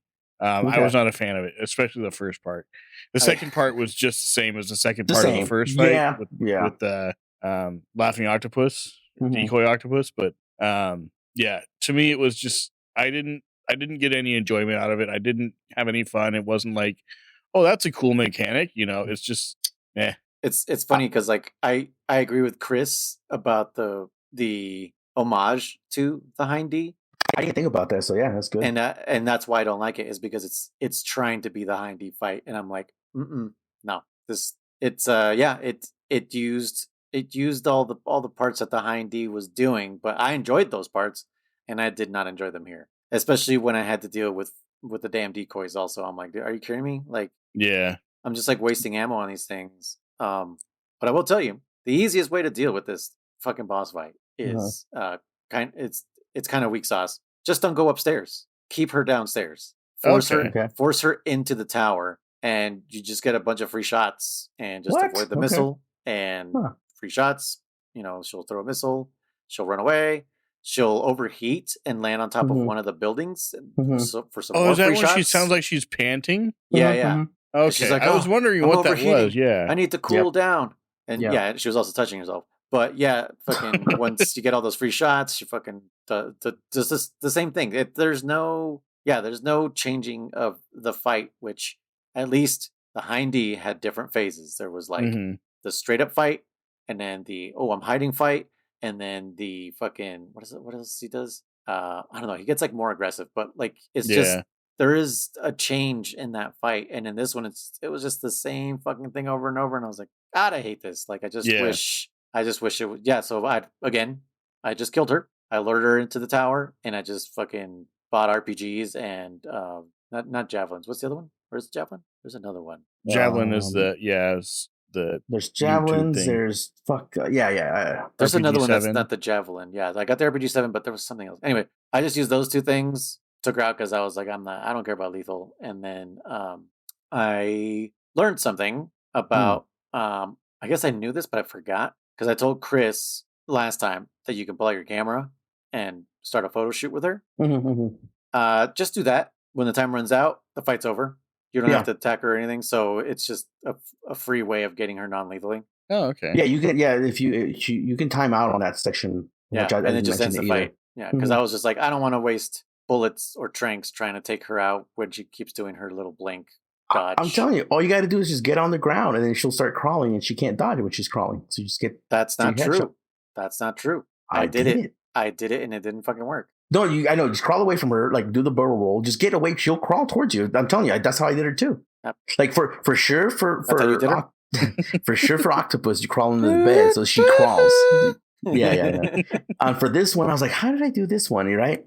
And I crawled on the floor, and I started. Because I wanted to also prove that because I don't remember them getting on top of you if it wasn't on the bed. Yes, so I laid on the floor. Yeah, so she does it too, and I was like, "Oh, okay." And I was like, I'm like, I wonder if she'll crawl towards me. So, like I said, I laid down, and yeah, at first she started walking towards me, but then I just started, scooting backwards, and then she eventually just got on all fours. So, like, cool, and I just because I have that memory too, but I couldn't get her to do it because I would do that, and then she just kept walking towards you. Well, she would do that fast walk where she puts her arms at her out and would do and like walk super fast. I mean, I'm like, what the fuck? How the fuck am I supposed to avoid her? Yeah, when you go up the stairs, she fucking huffs up those stairs. So I also wanted to see what she would do if you were hanging off the ledge, and she just stays there. She doesn't do anything. She doesn't reach down for you or none of that. So nothing you can do there. Because I was trying to find some other clever little things you could do. What was I gonna say? Something. Oh yeah. So I've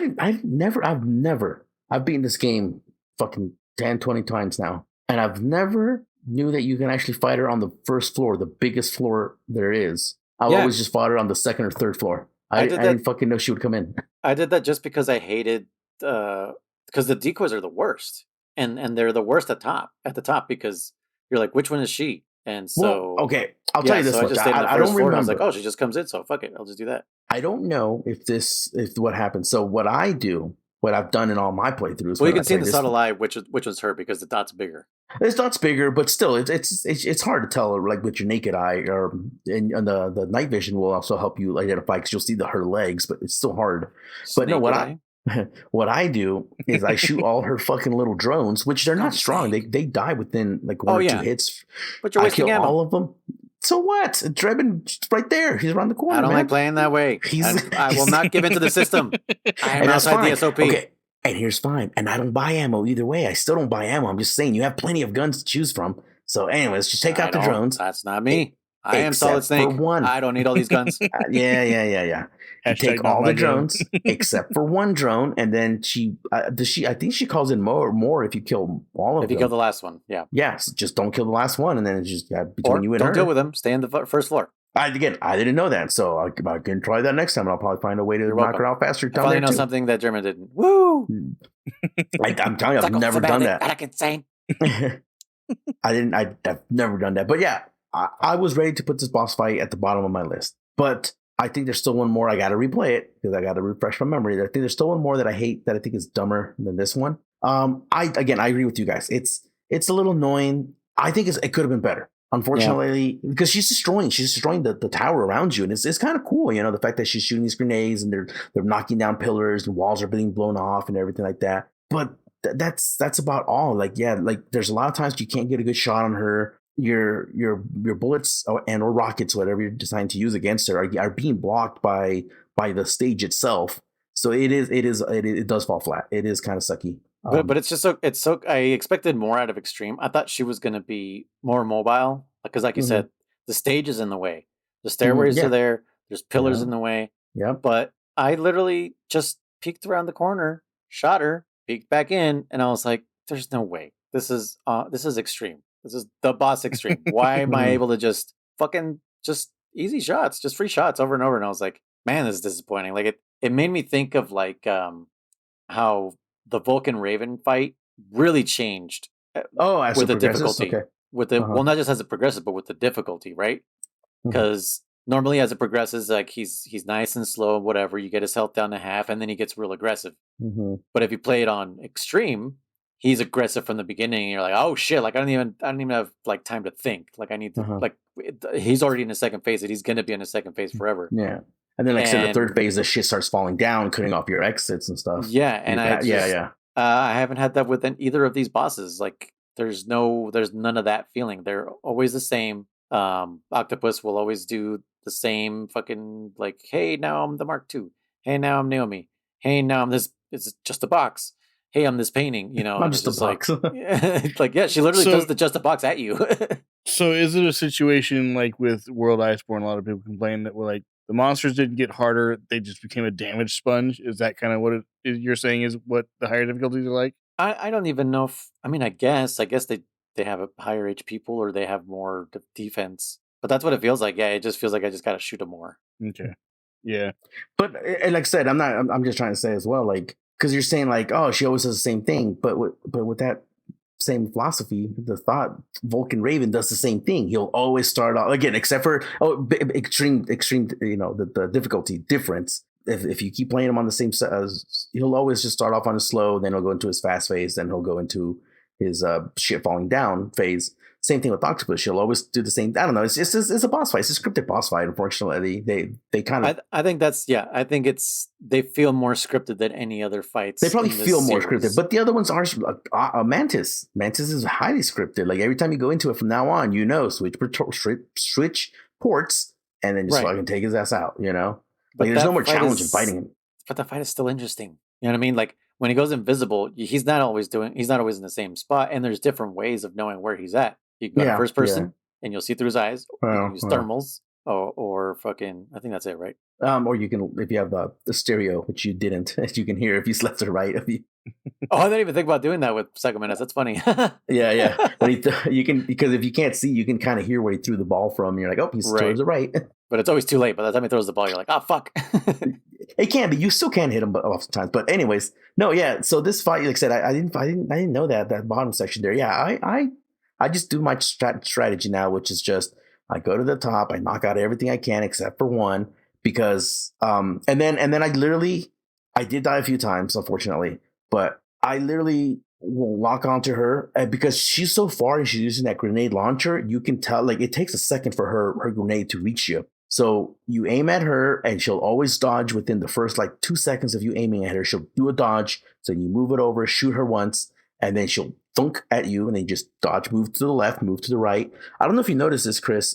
If when you're aiming with R1 and you're strafing left or right, you can actually do like a jump left or right or back. Did you know that? Like, you know what I'm saying? With X, you knew that or you didn't know that? I did not know that. No. Huh. Yeah. So you can do that. You can actually be like aiming and then just do a side hop or left to right or backwards. So that's what I do. I just do a side hop. And here's the thing: I died not because she killed me, because she thunked the wall behind me, and then the physics launched me off of the tower. Yes, that's why I died with her the most times. So I was gonna say if that was possible, because she also launched me off the tower, but I guess I was close enough that you grabbed on. Yeah, Snake grabbed onto the edge. I was like, "Holy shit!" Nope, you can get thunked off. Yeah, that happened to me both fights. Yeah. No, you didn't get thunked off. Oh, you grabbed on the edge. I never got knocked off. I grabbed on the edge. It's one of my yeah. Because we were all making getting bets. tossed so hard on the top of that tower. Dude, just like and the amount every time you got a you shot take. off on her, you get a shot off and then immediately get hit by the grenade, and it was just like we were exchanging blows basically. Yep. You guys were, dude. Chris, it was The Rock and Jason Statham, or The Rock and Vin Diesel, or The Rock and the Scorpion King, and The Rock, and The Rock, and The Rock and a boulder. The Rock and Chris Redfield fighting in the same boulder. Yes, no shit. No, it was funny because like we had made bets. I was like, What do you think is bigger, The Rock or Chris Redfield in Resident Evil 5? The Rock or Chris Redfield? The Rock. The Rock. Think about it for a second. Mm-hmm. They made those dudes pretty massive in the Resident Evil games. Yeah, massive muscle wise, but I think they're like still like 6 foot. Capcom Street Fighter size motherfuckers. Yeah. But anyways, we'll look that up. I want to say still it's The Rock, but what's funny is like we were having bets, if you will. We were like, what do we say? I was like, because we're like, how many deaths? And I was like, dude, my money was on 3 or 4, but he's on fucking easy with like 10 rations. I'm like, yeah. I'm Did he like, and die? no, he didn't die once. No. But I was still saying 3 because I was like, he's gonna get knocked off the tower, and he didn't Right. get knocked off once. And it was funny because Chris is like, I only have 9 rations. Yeah. Thank you. Yeah. And I was like, fuck you. He was eating those things like fucking Tic Tacs, dude. He was, Yeah. No. he was eating just rations more than he was fighting. yeah, Ray. no, and the damage you take isn't even that much. It was just crazy, like on extreme, like 1 grenade, and that's a full health bar right there. Like fuck, dude. Yeah. I missed it because, like I said, I was kind of like just browsing around with you. Did she get you with her fire grenades? Because I heard you say like, "Oh shit, what's that?" or was something like that. Like you panicked. I heard there was a section you were panicking. Was that the fire grenade, or was that when she knocked you off and you grabbed on? I'm assuming Fire that. Must have been why.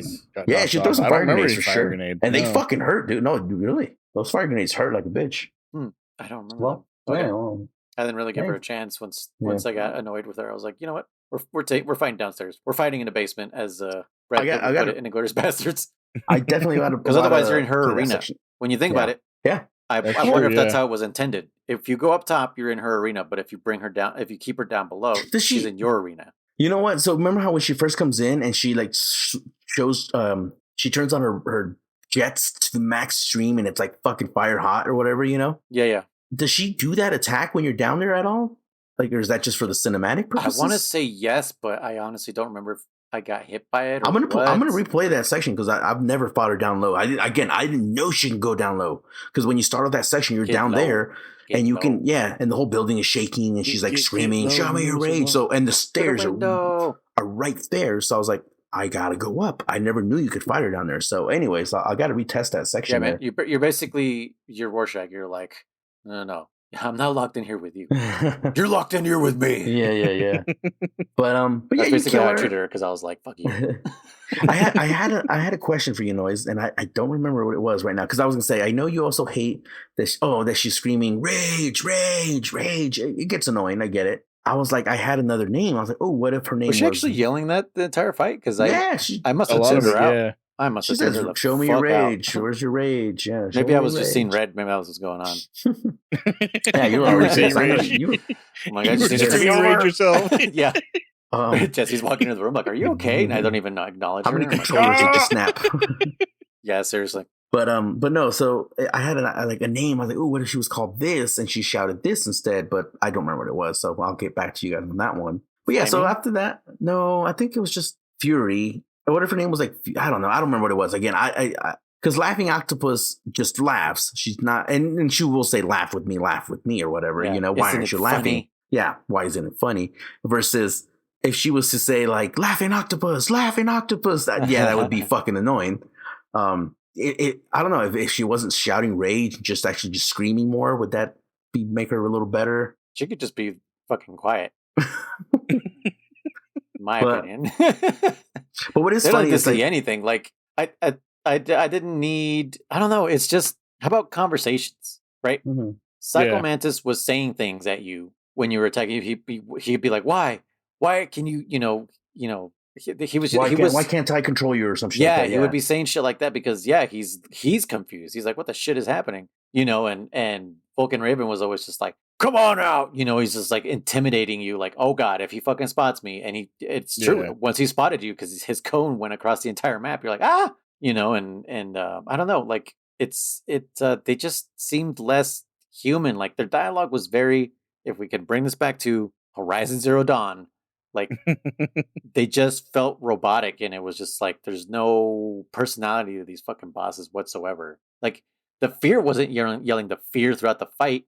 Oddly enough, he was just fucking like, "Oh, I'm hungry," and he's like, "Oh, poison," like it was interactive. There was like what real people would say, Even the sorrow was like, what the fuck was he saying? Chris, you were there for like 2 hours.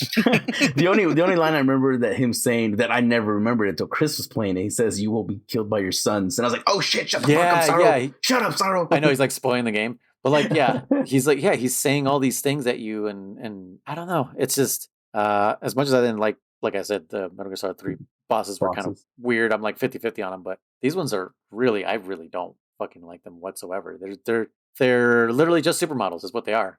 Like blank slates, personalityless, nobodies. Well, yeah. I mean, that's the purpose of them, is that they're Yeah, the whole. But I don't like that. I wanted them to have personalities and good stories and to talk to me and make me feel for them. They have good backstories, according to Durbin. Yeah, according to him. Never talk about it. Yeah, they never talk about it. And to be honest, so far these two stories are basically the same thing, aren't they? They ate the people or whatever. Like, why are these people eating people? No. Octopus was just forced to slaughter her friends and family. She was okay. So her friends were poked by crows because they were left there to just die. But either way, it's I don't know. It just they're just similar stories. They are. You can argue they are with a different. Just swap out the animal, same thing. You know, like okay. Yeah. But again, I do agree with you in the sense I do like these bosses actually. And I was when I was re-listening to Drebin's story about her because I didn't remember hers. I didn't remember her story. I actually don't remember. The only one I remember by heart was Octopus because she's my favorite boss battle, I think. But I didn't remember much about Raven. I didn't remember much about the next ones. I remember some, but the point is, I was listening to Drebin's story, and I was just sitting. I was thinking about you. I was like, oh, Noise is probably like, I don't give a fuck. Right? I was ready to get onto this episode and be like, so Drebin shows up, and then fuck it, moving on. You know. No, so he tells you her story, and I was using autofire in this part. Yeah, I will admit that even on my first playthrough, and even now, I actually enjoyed Drebin's stories. Maybe because again, it has to do with me not really being a reader. I like stories being told to me. I do love having a story narrated to me, and I imagine it, and I like it, and I like imagining their backstories. But all right, $1 million idea for German to start quote unquote reading books. What?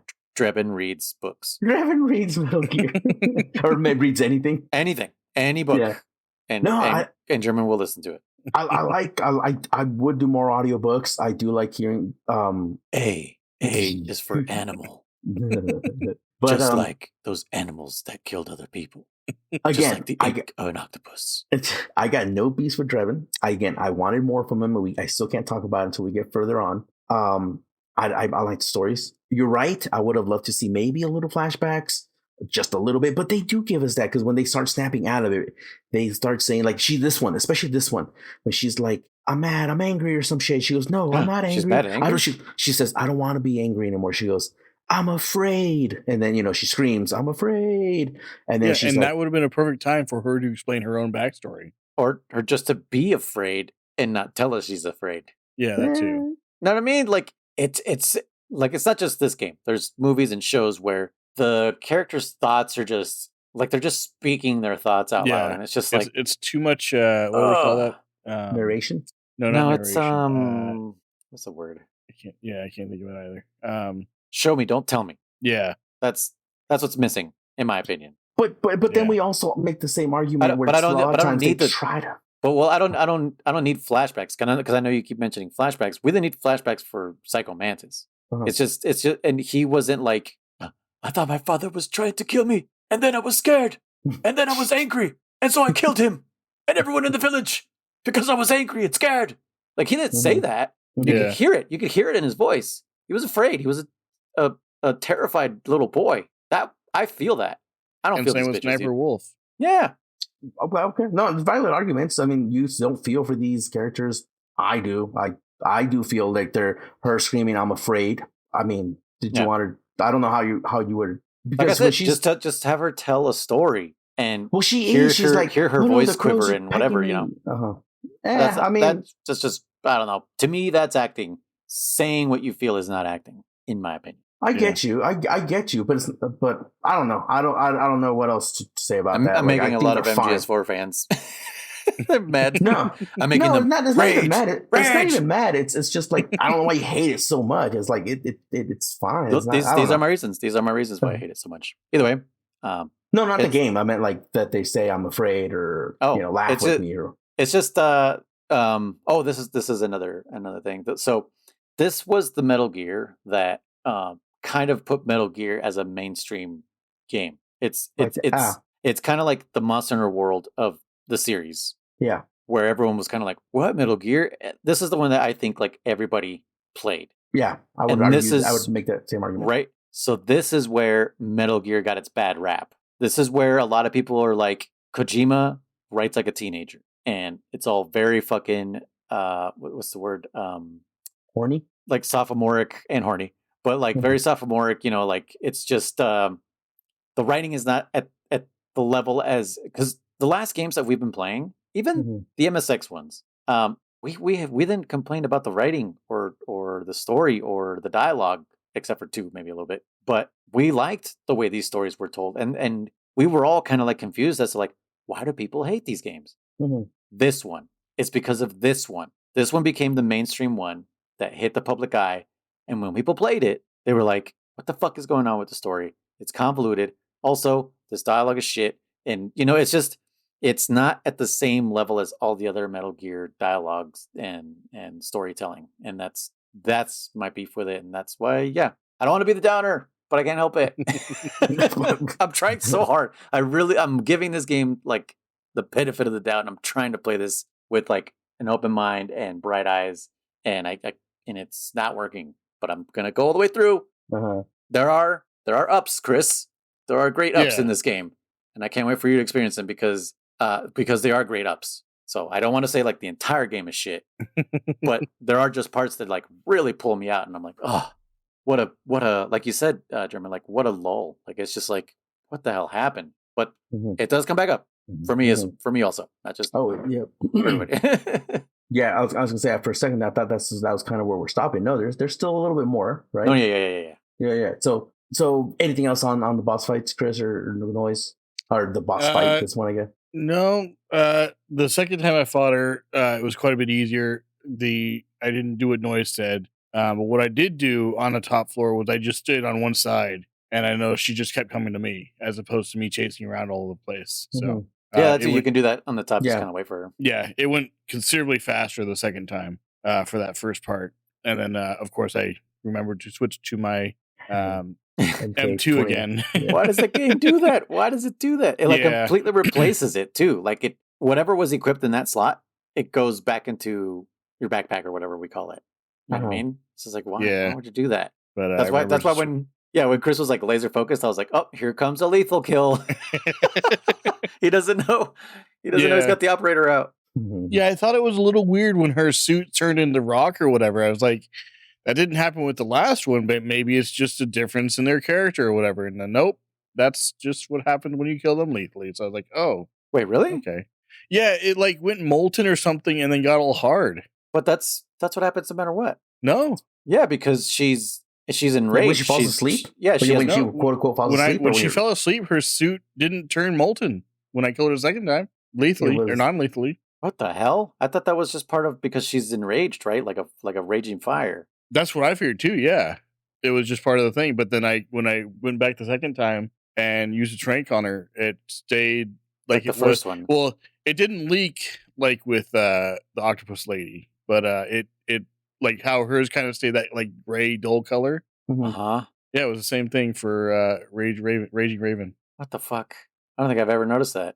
I want to say he's right. I don't remember if they all turn black or they all turn a different color when you use lethal or not. If they die, But I do want to say this though. I just remembered. I was going to ask since technically, I guess she does have a stamina. If you killed a boss when they're in their suits lethally, does that count as a lethal kill? Because it's technically not the kill. The kill is that second phase. I want to say no. I feel like, because that's what I did with, I wish I was keeping count of my kills, because that's what I did with Raging Raven, right? I shot her with missiles. Yeah. And then I did the camera thing. The human part, the human part with non-lethal. Yeah. Yeah, see, that's something I don't remember. I'm sure I've tested it before, but I don't remember. I want to say she still turned into like that burning bark, molten stuff afterwards. Is it because I defeated her with lethal weapons in the first phase? I'll retest it this week, but that's well, you didn't actually finish Raven's story. I don't want to interrupt Raven's story just because I don't like it. Go ahead. I completely forgot. Now she deserves to tell her story through Durbin's voice. I don't know. Yeah, not his perspective, through Durbin's knowledge. Durbin's he's reading something. He's reading the Guinness Book of He's reading hot wiki. babes. He's on fucking wiki. Yeah, he's on the MGS4 wiki. No, well, her story is she grew up in some town that's been plagued by fucking civil war. She was captured by his side. Again, it's unknown. He says himself, it's unknown if it was the rebels or the fucking government, but some side captured her and a bunch of children, kept them in cages, never fed them, called them trash, called them worthless, called them worms, whatever. They scraped by little survived as best they could, and then one day they just up and left, and just left them to die technically in these cages that were being kept in. And then he says that the ravens came in and started pecking at these kids, and he makes it sound like they were tied up. So I'm assuming that's what it was, and that by some miracle they were all tied up because because he says like you're saying, by some miracle they looked like it seemed like they were pecking her, but instead they freed her. Yeah, they actually cut the straps or whatever, and they freed her. So then I think he says she killed every raven there, which I don't know, unless they were full on fucking from all her friends, they would just fly away. But whatever, she killed all the ravens, and then she tracked down the soldiers somehow. That's the bullshit. I do think he didn't say she did it in one night. She could have taken her a couple days or a week or something like that. But if she was already malnourished and weak and now and what hot and then she tracked down the soldiers and then killed them all and howled or cawed like a crow or whatever as she did it. I don't know. I'm like, how the fuck did no one else say, like, there's some random chick like cawing and killing people? Like, we should do something about that, Yeah. I don't know. I do find that a little bullshit. Everything up to that point, I'm like, yeah, okay, that sucks. That's scary. That's sad. But then when she's like, yeah, and then she tracked them down and killed them all. And I was like, I don't know. But yeah, that's her story. That's what happens to her. Okay, fair enough.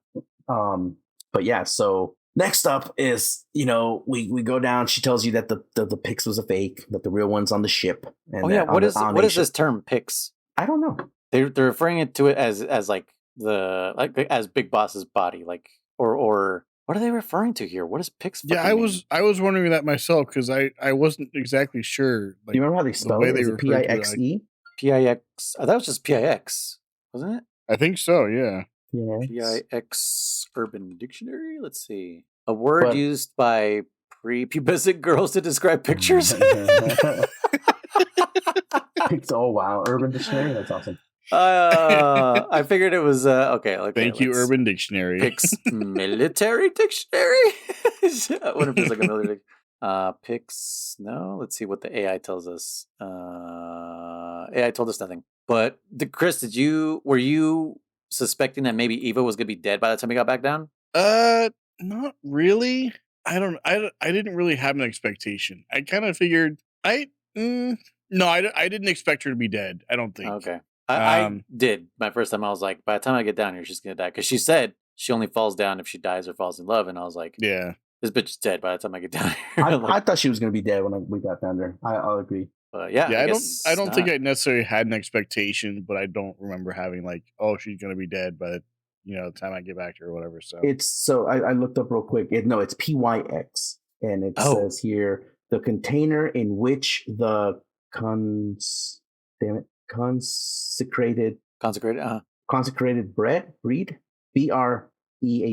Bread. Is that bread or breed? No, bread. Breed. Bread.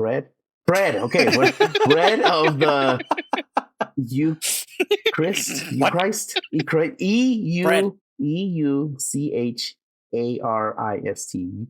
Eucharist is kept. UCH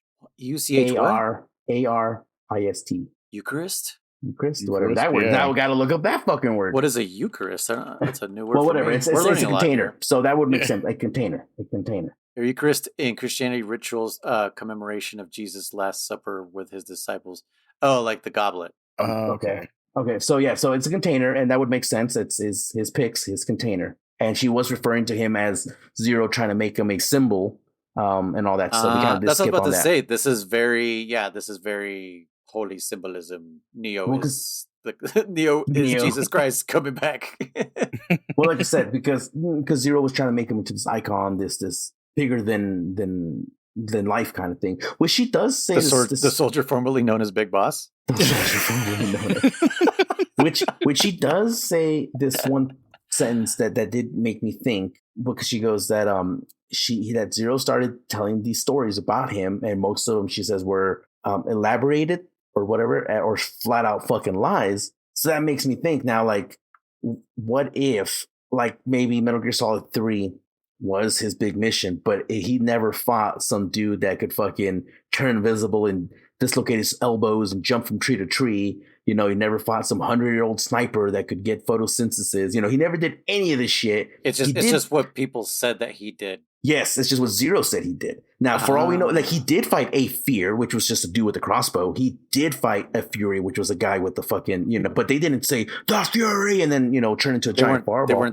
They weren't supernatural. Yes, yeah. What basically. If? Yeah, he never fought the Sorrow. You know, like, I mean, it really made me question like that. I'm like, huh. So maybe none of that shit ever really happened the way it, you know, he's making it. We believe it happened. You know, right? You know, he's just throwing it out there. Yeah. Yeah, because I mean that's how you build a legend is you make it more magnificent than exactly. I mean, he did save the world. That I'm not saying he didn't. He did stop a nuclear catastrophe more than once, but it maybe wasn't as epic as, you know, as we think it is. Maybe that's why he's always so humble, like the same way Snake is also. Shit, yeah. Dude, that would. Oh, dude, what if that's what the games are? We're playing the legend versions of them. That's what I was going to say. Yeah, is that this is not what actually happened, but what they believe had happened. Yeah. And that's always why they're always like, you'll land on your feet as soon as you meet me. Like, I'm not this great, you know, legendary hero. Soldier. Yeah, especially I'm not a hero. Never was. Yeah. That would make sense, because that will tie into something I got to say for much later, like another couple games coming forward that we still got to play, but. We'll save this. We'll put a pin in this and get back to it later, because like I said, that made me question that. Like, yeah, he did do these missions, but they just weren't as epic, and that would make sense because, again, we got the whole world, if you will, in our hands. No. How can I say this? There's other soldiers too that were in these locations, if you will, that never, as far, you know what I'm saying? No one ever talked about, oh yeah, Volgan, that fucker had lightning in his hands. Like, why isn't that fucking in the fucking history topic books? Of discussion? You know? Why isn't that, you know, like, why isn't shit like that? You know, I can't think of another character off the top of my head, but, you know, like these things, you know, Psycho Mantis, for instance, like he can read minds and all that stuff. You know, this is Snake, not Big Boss, but same concept. You know, it's like, what if he was just, you know, one of those mediums? But he can't really do half the shit he's claiming to do. But when Snake did his mission, you know, the AI, remember, it's the AI who's in control at this point still, right? Is saying like, oh yeah, controlling information. Yeah, Snake fought this fucking psychic medium, and he was able to context. He was able to control Meryl and blah blah blah, and he could see through his own eyes, and you know, use the second controller and everything. Yeah, he had to use the second controller. And the people are like, "What? Don't ask too much questions." Yeah, and he was like, "Turn off the console." And I was like, "What?" But yeah, so anyway, so you, I thought she was gonna be dead too. She's not. Okay, cool. So you get down there and you start cruising, and then around the corner you see good old Ocelot. Oh wait, but she says that the whole Pix conversation is that Big Boss's body wasn't actually in any one of the vans. No, it was a decoy of a decoy. Yeah, and they put it into like some she rafting called it vessel. The Volta, or no, the Volta. I don't know what she calls it. But yes, it's in the river somewhere. Mm-hmm. So her children have it, and they're off somewhere else. And yeah, they go into a manhole cover, and there's a little sewer part, and then around the corner, fucking Laquasalotl is smoking a cigar, just chilling on his own, like he's not about to get shot in the head, which is very confident of him. Well, yeah, so he's chilling there, and he pretty much tells you that what does he tell you? He tells you that he makes mention of the cigar.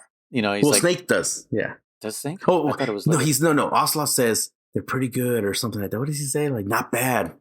He goes, just like father used to smoke or some shit like that. Yeah. And Nick was like, so what? You think you're a big boss now? He's like, exactly what I'm thinking, right? Right, yeah. He gets up. There's a little other changes, but the main takeaway is that he throws a cigar at you. He flicks at you. And in the time it takes to go smack you in your fucking fake eye, by the way, imagine this if it hit his real fucking eye.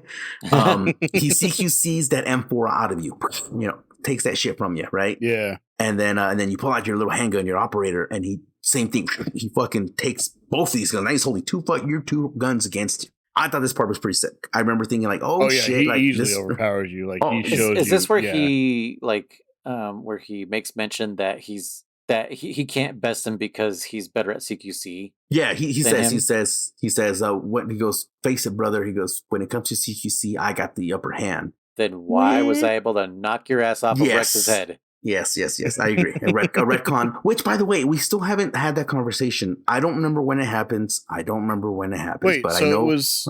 I thought it was Ocelot that was better at CQC than. No, this is not Ocelot's brain anymore. This is Liquid. Oh, okay. He is 100% taken over Ocelot. Yeah. Okay. Yeah.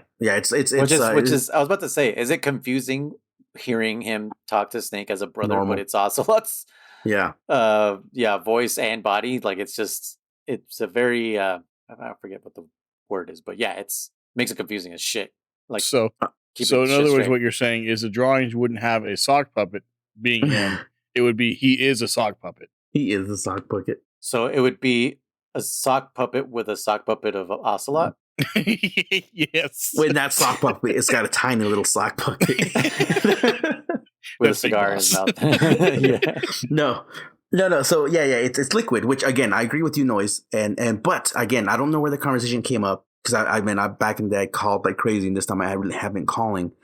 So there's a codec call that you get between Ocelot, and he asks between Ocelot and Snake. Sorry, Snake, and he says, "Hey Snake," he goes, "So when the hell did you get so good at?" And more or less, I'm paraphrasing. When the hell did you get so good at CQC? Sorry, and he Ocelot. Sorry. Otacon. Okay. I was believing you for a second until I realized the voice that you were doing. I was like, yeah.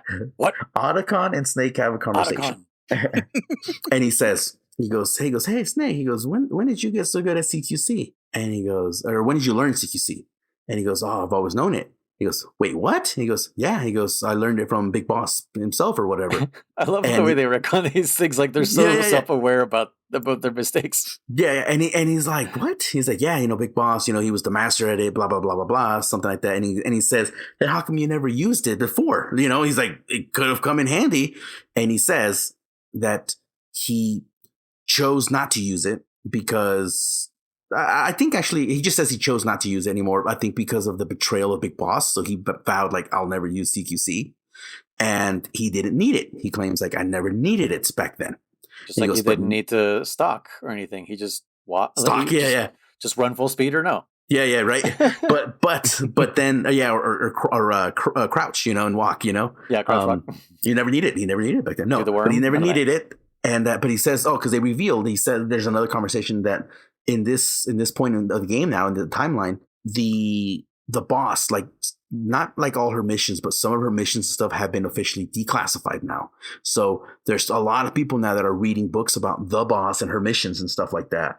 Uh-huh. And he says that now all these people are using CQC, right? And he says that whenever they come at me, I just naturally what he could say? Right. It naturally comes out. Fire with fire. Yeah, it just naturally comes out. He goes, you got all these, he says literally the words along the lines of like all these cookie cutter, CQC techniques come at me and I just fucking naturally just, it comes back to you and my CQC comes back out or whatever. That's such a good explanation. Fucking yeah, and he goes, oh, that's pretty cool or whatever, So again, that's the in-canon explanation as to why you don't use CQC in any other game until now, as Solid Snake. But why Ocelot? I mean, yeah. Why? Damn it, Liquid. Why not Liquid? Maybe similar reasons. Liquid said, I ain't using CQC because that's Big Boss's technique. Fuck that. I'm better than Big Boss. Maybe. Right? Yeah, because, oh man, that makes so much sense as to why Ocelot, I'm saying this correctly, says that the inferior one won. And that Liquid thought he was the inferior one all the way through. Maybe that's why he wasn't using CQC, because he felt he was the inferior one. And I guess in the back of his mind, he just always thought he couldn't best Solid because he felt he was inferior. Yeah. Okay. Like I said, yeah, it would make sense too. I'm helping you here, Hideo. I'm helping you here. Retcon. These are all perfect retcons. Yeah. No, that would make sense too. Yeah. But Liquid was the better. He was the better clone. Yeah, because he's better at CQC. He spent, I guess, theoretically must have spent more time with Big Boss, because he does say it in MGS1 that Big Boss always said I was inferior. So it seems like he spent more time with Big Boss than Snake, probably in early childhood or something. Early childhood at best, but I would argue that there's also the argument could be made that he was never taught CQC. So he didn't have it, so he never used it. Therefore, Snake never responded with CQC. And then he just picked it up once he took over Ocelot's body or something. I don't know. You could make a million arguments, but in canon, yeah, it's still kind of bullshit that, because you're right, the fate of the world is at stake. You're like, I'm not going to use CQC. Fuck that. I'm just going to punch you. You know, it's like, use CQC and win the battle in 2 minutes and get the fuck off the island, you know? Yeah, seriously. But yeah, so anyway, so Liquid here does CQC. Pretty fucking epic. Takes both your guns. Pretty much. What it gets kinky too. Like it turns into the ride and van. Oh, dude. Well, yeah, he stabs you with your own fucking knife, and he shocks you, with your own knife. Oh, and, so yeah, is that coming from the knife? Yeah. Okay, Chris, were you confused about that? I was, yeah. Because remember, I was always like, what? Now he's fucking Logan also. No, remember I told you guys the knife that you have, actually, if you push R2 when aiming, you'll do a taser. You'll use the back end of it, I think, or just the side of the blade. I'm not really sure, and you'll shock. You'll do a knockout shock. But and it's rechargeable. It recharges on its own. You don't need batteries or nothing like that. It's just needs like solar. a 10 wow, second. They finally used something that makes sense. It's a solar knife. Yeah, it's a solar knife. We'll get to the knives in a minute. But yeah. So anyway, he fucks you up. He stabs you pretty hard. Like I also think that's kind of interesting that he stabs you. Like it's like in the shoulder. Like you're done. Yeah. Is it the shoulder or is it closer to the neck? Where is it? I want to say it was kind of like in the shoulder, like down, like under the collarbone. Yeah, it was under the collar, like not like shoved under the collarbone, but like lower than the collarbone. Yeah. I always thought it was like right at the joint section. And I was like, dude, like what the fuck? Like it is right at the joint, right? That's what I took. But the point is, it's still a pretty big stab too. It's not a little, poke. It's a full blown stab like Raiden took against Vamp. This thing was in there. Yeah. And so anyway, so you get this whole section, and Eva's like, Ocelot, she drops an apple. I don't know where the fuck she had the apple, but she drops an apple. Oh yeah, she get that apple from the conversation in the church. Yeah. It was just like, yeah, where was she? Why was she holding on to this apple just for this specific thing to just go Adam for symbolism? Adam. Yeah, the Adam's apple. Yeah. We get it. Oh god. Yeah. No, and he grabs it and then he smashes it with his hand. Yeah, he just crushes it. And then he drops the little shell or whatever, because I thought he completely exploded it, but no, he just crushed it enough. But anyways, yeah, he gets on his ship and he starts cruising away, and then sure enough, you get Meryl, stop right there, and you get this cool little scene, which I don't know about you guys, but I was already like, we fucking know that he's tapped into the SOP system twice. Now he's already taken Big Boss's sample or his his code, right? He's gonna tap into it again. I'm thinking like, oh right, we didn't mention that he did get a hold of that boat. So technically we've lost. Yeah, exactly. The whole point was to stop him from getting Big Boss's body, right? So so he's cruising away, and then all of a sudden you get this cool scene where she's like, all these boats are coming in to to surround Liquid, and then again it's a very Hollywood. Yes, surrounding the bad guy, like we got you, and yes, but the audience knows like. No, like no, what are you doing? That's the part that does always piss me off. I was like, we as the gamer know that it's not going to be game over yet. Like we still got way more game to play. But B, it's like he has. Did what we know he at the wants. time it was Act 3? It could have just been 3 acts. We fucking knew. We knew there's more. There's still two beauties out there, man. There's still 2 beauties, and I guess yeah. But anyways, so decoy octopus in MGS1. So. yeah. But yeah, so then so they're like fuck, he's not giving in, so she's like, fire, and then nobody can fire, right? Big surprise, right? But I wanted to ask you guys about this section here. Well, there was that thing he did that foreshadowed that. Wow. I can't remember what it was, where they like something had happened, and like I when they went to fire, like there was a sound or something had happened before they went to fire, and I knew like, okay, he did something already, deactivated the nano machines or whatever. Yeah, that's right. He does do. What the fuck does he do? Yeah. But I was thinking he did something with the nano machines that made it to where the guns wouldn't read who they were anymore, because the guns are registered per person. Mm-hmm. So if he did something that screwed with the nano machines and the gun doesn't recognize you as that person, that gun's not going to work. Yeah. Mm-hmm.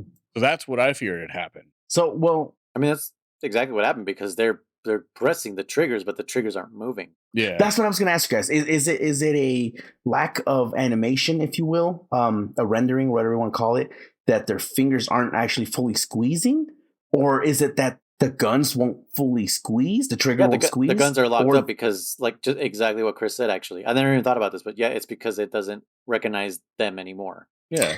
When Drebin was explaining, like, you can't use certain weapons because they're not, like, you don't have the right nanomachines or whatever. You're, you know, too far behind or whatever. Yeah, literally, if they would show an animation of Snake with a gun that he hasn't unlocked yet, that's what would happen. Yeah. No, but what I'm trying to say is, like, I mean, I think the answer is both. Look, he did not shoot the knife out of the air. He pulls the knife out of his shoulder for sure. Yeah. No. But no, what I'm trying to say is, like, I guess both could be true because remember the SOP system is both weapons and people are tagged, right? ID weapons for ID soldiers, ID, whatever. ID software. Yeah. What I'm imagining in my mind is that he shut off their SOP clearance, if you will, to the sense where, like, they want to pull the trigger, just like they can't say the Patriots. They can't say the Patriots because they'll say come out as German almost revealed that he was under the system there. Yeah. I guess he's clean. I ain't no Lalilu. No.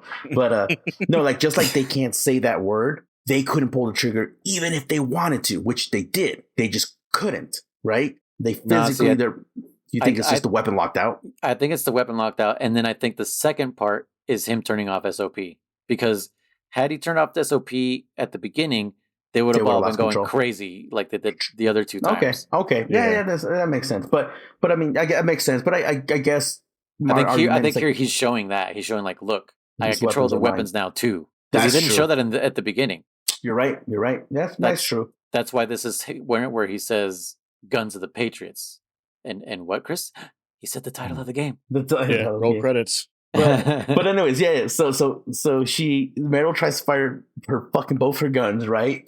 And I think it's funny because she pulls out her fucking knife, and I'm like, so the knife is. We were joking around in Chris's stream because we're like, so the knife ain't sharp no more now. We're like fucking all of a sudden it's turned into a spoon now because of fucking he's taking over the knife. The knife has it's one of those spring action plastic knives. Yeah, I just thought it was funny because that's what my argument is. So, I mean, you could technically throw the knife. No, but that's what my argument is. My argument is this. So, the guns are locked out. You cannot fire the gun. But you could use a knife. Mm-hmm. But, because then you can't turn off the knife sharpness. It just doesn't work like that, right? But you could also control the soldier's SOP and say, no, you're not going to attack me. What is that? Like, what movies do that where, like the whole, like, prime directive, like, you can't attack, you can't hurt me. Right. You've been programmed not to harm me. So likewise, I have this knife and I could kill you liquid, but you've already taken over my nanomachines and you won't allow me to fucking stab you, even though I really, really want to stab you right now. Right. Because like I said, she pulls out her knife and she even looks at it too for a minute. But anyways, everyone's so then he starts pulling his little he shuts off SOPs because they start going crazy. That's right. And everyone's tripping balls. Mm-hmm. Why isn't Ocelot or like Wassalatul using that device that he put on Fortune anymore? Yeah, I agree. I mean, because there's obviously a chance a fucking stray bullet could fly his way. Or if there was a weapon that was not part of the system, and it's just like someone happens to have their hands on it. Yeah, or the fact that we clearly know Snake is operating outside of SOP and can fire bullets at you. He can fire a bullet at him. Yeah, exactly. So, he could shoot Ocelot. Yeah, 100%. So I always wonder, like, why wouldn't he keep that? Like, I always thought that was bullshit too. I'm like, this badass fucking electromagnetic thing, and it's like the reason that they're like, oh yeah, I can't use the fucking optic camouflage anymore. Oh, we used it too much. Yeah, right. God damn it. But yeah, no, you're right. So he shuts up SOP, and everyone's tripping balls except for Johnny again. Right? Wait, what the fuck is going on with Johnny? Is he a robot, Chris? I don't know. No, but yeah, then he pulls out what I would say is comical, yet at the same time kind of fitting for LaQuasa's character. He starts doing the finger guns. Bah, bah, bah, bah, bah, and he's fucking, as he's doing that, his soldiers are actually shooting and shit's just blowing up. Well, he shoots. The first thing he does is he aims at a helicopter. Yeah. And he goes, bang, Bang. and it just like dies. Like it's Just like turns there's off, no yeah. electricity for it anymore. And it hits the other helicopter, or he does bang also to the other helicopter. I think he does bang to the other one. Yeah, which is pretty crazy because like they're coming down and they're like, "Oh fuck, we got to get out of the way of these helicopters." Oh fuck yeah, which is scary as shit. But yeah, he's having his fucking livid moment on top of his little boat there while everyone's he's having a dying blast, around. Bro. He's like, yeah. He's loving this whole moment here. So people are dying left and right. He points the. I guess there's a big gun on his boat. He points that at your boat, shoots it. You get Johnny and Meryl that go overboard. Snake and Eva dodge it or jump or whatever the fuck they do. They jump onto the missile and do a backflip. Yeah, they ride it down, ride them cowboy, you know. Yeah. What's that from that movie, Dr. Strangelove? Dr. Strangelove, yeah. Yeah. Jeez. So they ride it into the sunset. They ride it. So as he's leaving, so now he's caused all kinds of damage, and as he's leaving, he tells Vamp, he says, "Give it to them, let them have it. We don't need it anymore." Yeah, we got. And then he pulls out the big boss's remains and he tosses it onto the fire, which was pretty. It's so fucked up because it's like this defenseless, brainless, or not brainless, but just like mindless. You know, is he observant? Is he not? You don't know. Yeah. Well, like I said, that's what I'm saying. Like I've talked about the guards that Chris knocks out and drowns. I feel bad for those fuckers. Now this is just a torso. Now you're just being thrown into the fire. They didn't want to give up their fucking dog tags. Fuck them. Sleep with the fishes. Which then makes no sense because then Eva jumps into the fire and then just stands there like instead of like pulling him out. Like, why did you jump in the fire in the fucking first place? Then if you're not gonna try to pull him out. Yeah. And then to top it off, then Onslaught shoots Big Boss's remains here just like right in the head, and then it blows up again for some reason. I don't know, maybe whatever, blows up even more. So Dead man trigger. So he's super charred now. Yeah. yeah, right. So so Snake gets burned on the side of his face, right? You get really somber. Because he's going to rescue Eva pretty much, and that's why he gets all burnt up. Well, that's why he gets burnt up. This section too. So anyways, I hate the fact that I agree that Eva jumped in there. I don't agree that she jumped in there and then goes, and just standing in the fire. Like, why wasn't she trying to pull him out? I don't know. It just never makes sense to me. I thought it was pretty stupid. But then as Snake is here on the ground, he's all beat up. He's burnt. He's fucking stabbed. He's got beat up. He screams Otacon, which is the first time he's ever screamed Otacon. Yeah. And I don't know, pretty interesting moment in my opinion. I think it shows that at this point, that's the only person he trusts now, maybe the only two people he would ever probably trust would be Otacon and Campbell at this point, because he still loves Campbell, as his commander, his former commander. But you get the section where all of a sudden out of the fire comes the little Mark II, and you're like, oh, he's going to come over and give first aid or something. He's going to come over and help him. No, he jumps onto fucking Otacon's boat. Yeah, he basically becomes a tracker. Yeah. So I just think it's funny because they show him like coming in and out of the fire, like, oh, he's going to help him. Nope, he just fucking jumped onto the boat. Could you imagine him just picking up Snake and Eva and just like heroically like picking them both up, this little robot? Like, let's get you out of here as the I Need a Hero playing in the background. Yeah. As the boat explodes and it's just like into the water.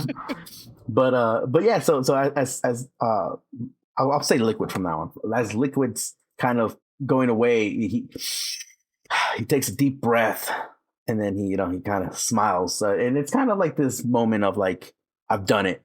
I've got control of the fucking system. I've killed Big Boss. He did the Thanos thing where he won and then he sat and enjoyed his victory before he starts reading for this next section. But anyway, so you get this aftermath, and now people are dead everywhere, and Johnny rescues Meryl, and Meryl's unconscious. She's not breathing. We get the face reveal, which Chris fell in love. I saw him, man. He was a hottie. Did you expect him to be as good looking as he not is? At all. No, not at all. I don't think anyone fucking did. I did. Again, it was one of those things I didn't have an expectation. I didn't wonder like, what's he look like under that mask or anything. But it was like when they revealed Kenny in South Park. Oh yeah. Just like, oh, it just looks like everybody else. What do we expect? I don't like this face.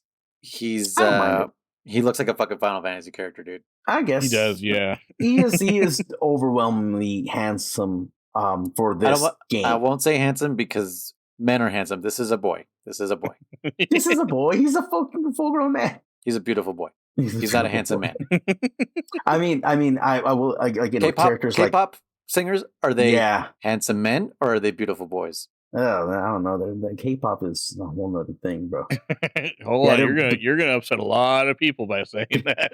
I said it's a whole other thing. I never said it. But yeah, because like I said, compared to like Jonathan and Ed and Otacon in this game, he is by far like the most, I don't know, detailed, I guess, in the face area. You know, he's got like long, lush hair, and he's insanely out of place. Yeah, he definitely. Yeah, you can tell like a little extra budget went into this, him making him look like this. You know, it's just a little extra. You know, that's they spent the budget from the voice acting for the characters. Yeah, no, they spent the budget on those this. Yeah, on those boss fight. You know, yeah, but yeah, shit stains on his pants. That's where they spent the budget. Yeah, no shit. But yeah, so Meryl's not responding, and he starts CPR, and as touching, or what do you want to say, as suspenseful as this section was, I didn't think she was gonna die. I was like, there's no way she's fucking dying. Did you think there's a potential for her to die, Chris? There was a bit of suspense there, I gotta say, for me. Because after he had tried for a while and like he looks down and she's not breathing or anything. Mm-hmm. It's not a very long time, I'll give you that. Mm-hmm. But there I felt a little bit of suspense, like, is Meryl dead? A little bit. Okay.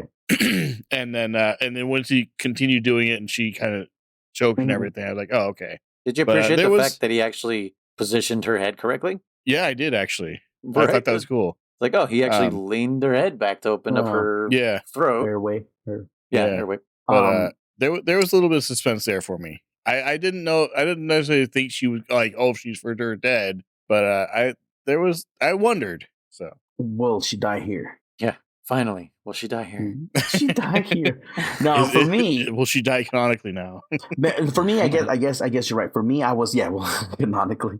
For me, I definitely was. I think took a second to get that one, but yeah, yeah. I think I was more on the boat of like I was refusing to accept that she would die here. Not that I didn't believe she. Boat pun intended, because they were on a boat. Yeah. Because I love, as I've said it before, I love Meryl. I like her a lot. I like her character, and I was sad that she didn't. We got Otacon in did you fucking get the pun, German? Yes, I did get the pun. Okay, it was so solid. Do you like her because of her gruff voice? I do like that gruff voice. But I don't know. I just like her character, man. It's just she's badass, dude. But stop it. Anyways, stop. Oh yeah. You're staring at me. That's too gruff, man. What are you doing? That's too much. Too much. Snake. No. I loved you once. Now I'm picturing a secret theater where Snake. I'm picturing a secret theater because we already had the one where all the characters. Right, but they just changed the voices out instead. Yeah, but that'd be great. This time David Hayter voices everyone. Yes, and doesn't even try to change between them. She just does his normal voice. That would be funny. Snake, do you like me? Oh, quick, Snake, make love to me. No. But no, so again, I was refusing. I was refusing to accept that she would die here. So even if I was suspenseful, I was like, nope, she's not gonna die. She's not gonna die. Because I wasn't gonna accept that she was dead until I saw her dead, right? I was like, did you suspect that she would start making out with Johnny? So okay, I'll bring that up. I don't see. So one of the YouTubers I watch. No. Correction. It's not a YouTuber I watch. I've only watched her because of Metal Gear, because she popped up on my fucking feed, and I was like, hey, what cool kittens? We're playing this game, and it's her first time playing this series, so it's kind of like, hey, I'll just see what she has to say about it as well. She also pointed out that like she's like, oh, she's making out with Johnny, and that's kind of weird. You just came back from the dead, but I was like, I don't take it as that. I take it as her just being grateful and just giving him a fucking kiss, despite that was that was making out. That's not a kiss, dude. It was a full. I'm watching the scene, and it's a full like second and a half. Wait, what did Christian say? He says she's full blown on making out. Yeah, they were making out. That's not just a kiss. Yeah, they're making out because he pulls away. She looks at him and pulls him to her. Yeah. Mm-hmm. And yes, as a grateful, like, thank you. No, grateful would have been a hug. Thank you so much. I owe my life to you. When you lock eyes with someone and you pull them in for a kiss, that you're now making out officially. Yeah. All right, whatever. I guess we have different definitions of making out because this is, even if it's making out, it's not a making out like, ooh, I'm horny for you right now moment. She's literally grateful to fucking be alive. Well, they're not gonna start fucking on the side of the river there, but I mean, she's turned on that he saved her life. I didn't get the turn on. I wouldn't say like physically turned on, but emotionally turned on that he saved her life. Okay, so you would say that she's more like, oh, you're not just a fuck up after all. Like you actually something like that. Yeah, something like that, and definitely she sees a different side of him now that he can be it's a heroic. cliche like, oh, I didn't know this side of you existed. Yeah. Ooh, I didn't notice you behind those glasses and that pulled back hair. No, that's for sure after that when she's like Akiba, that's only what just happened. He was wearing a mask. She never noticed him because he's wearing this mask and these fucking sunglasses at night, by the way. And yeah, he takes up, it's literally the same thing. He takes off the glasses and the mask and suddenly he's beautiful. It's the she's all that thing of Metal Gear right here. Like, I didn't get that. You and your beautiful Final Fantasy face. I never got that. The one thing I do take away from it that you guys said is when she says Akiba, she goes, thank you or some shit. And he's like, call me Johnny.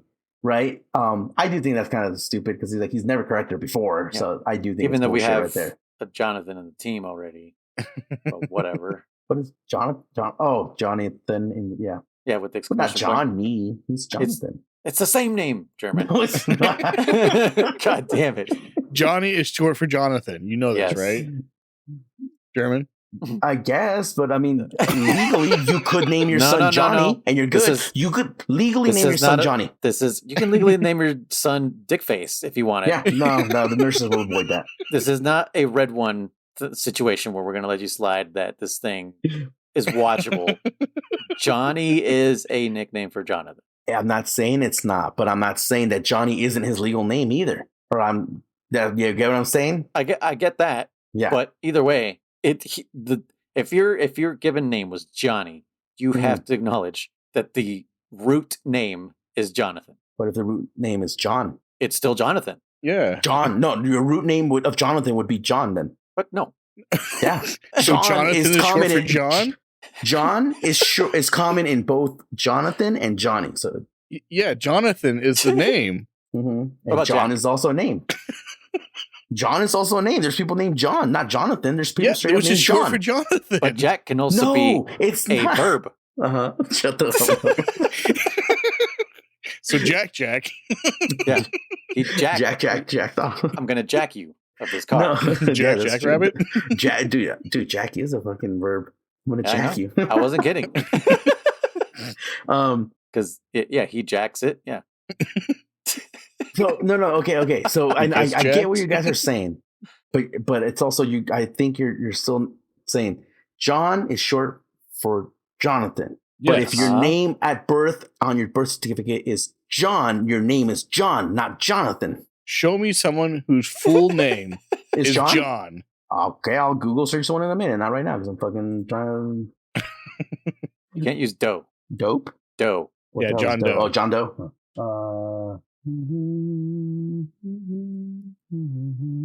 Like, so you really want me to find someone whose name is John? You're digging your heels on this. This is the claim you're making. Yeah, I want some proof. I mean, well, I don't know. You got John the Baptist. Was his name Jonathan the Baptist? Non-fictional characters. No, he was a real person. Nope. Well, he's not in the history books. Yes, he is. John the Baptist. Yes. Is in a history book. I'm just making that one up. I don't fucking know, but. All right, time's up. Yeah. Oh, dude, you expect me to Google search something that fucking... Move on. I never said I was going to do it right now. Move on. Go, continue. You guys, you know the game too, Noise. You know the game. Move on. Yeah, and then end of Act 3. Yeah. Way to wrap it at Noise. No, I don't know. I don't remember what the fuck happens.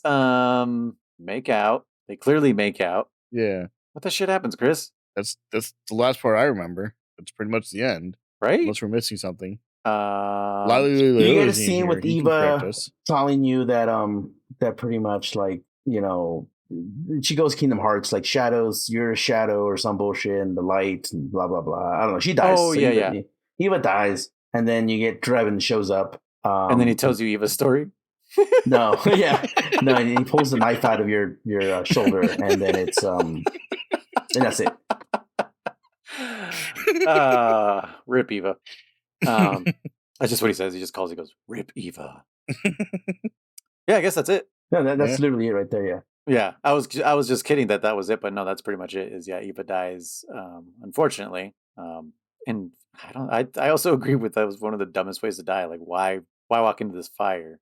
But I kind of felt it was a Romeo and Juliet type thing where, like, she kind of felt, he's gone, so she feels like, what is there to live for? Because we didn't even mention that. Yeah, she was like super like heartbroken. Yeah. That they have him and everything, and then that they threw him into the fire and all that stuff. It's just like it's almost like she has had this half corpse, like as half alive person in her possession for a while. Like she's been protecting him for like forever, right? Yeah. And am I mistaken? It wasn't Gray Fox also involved in this?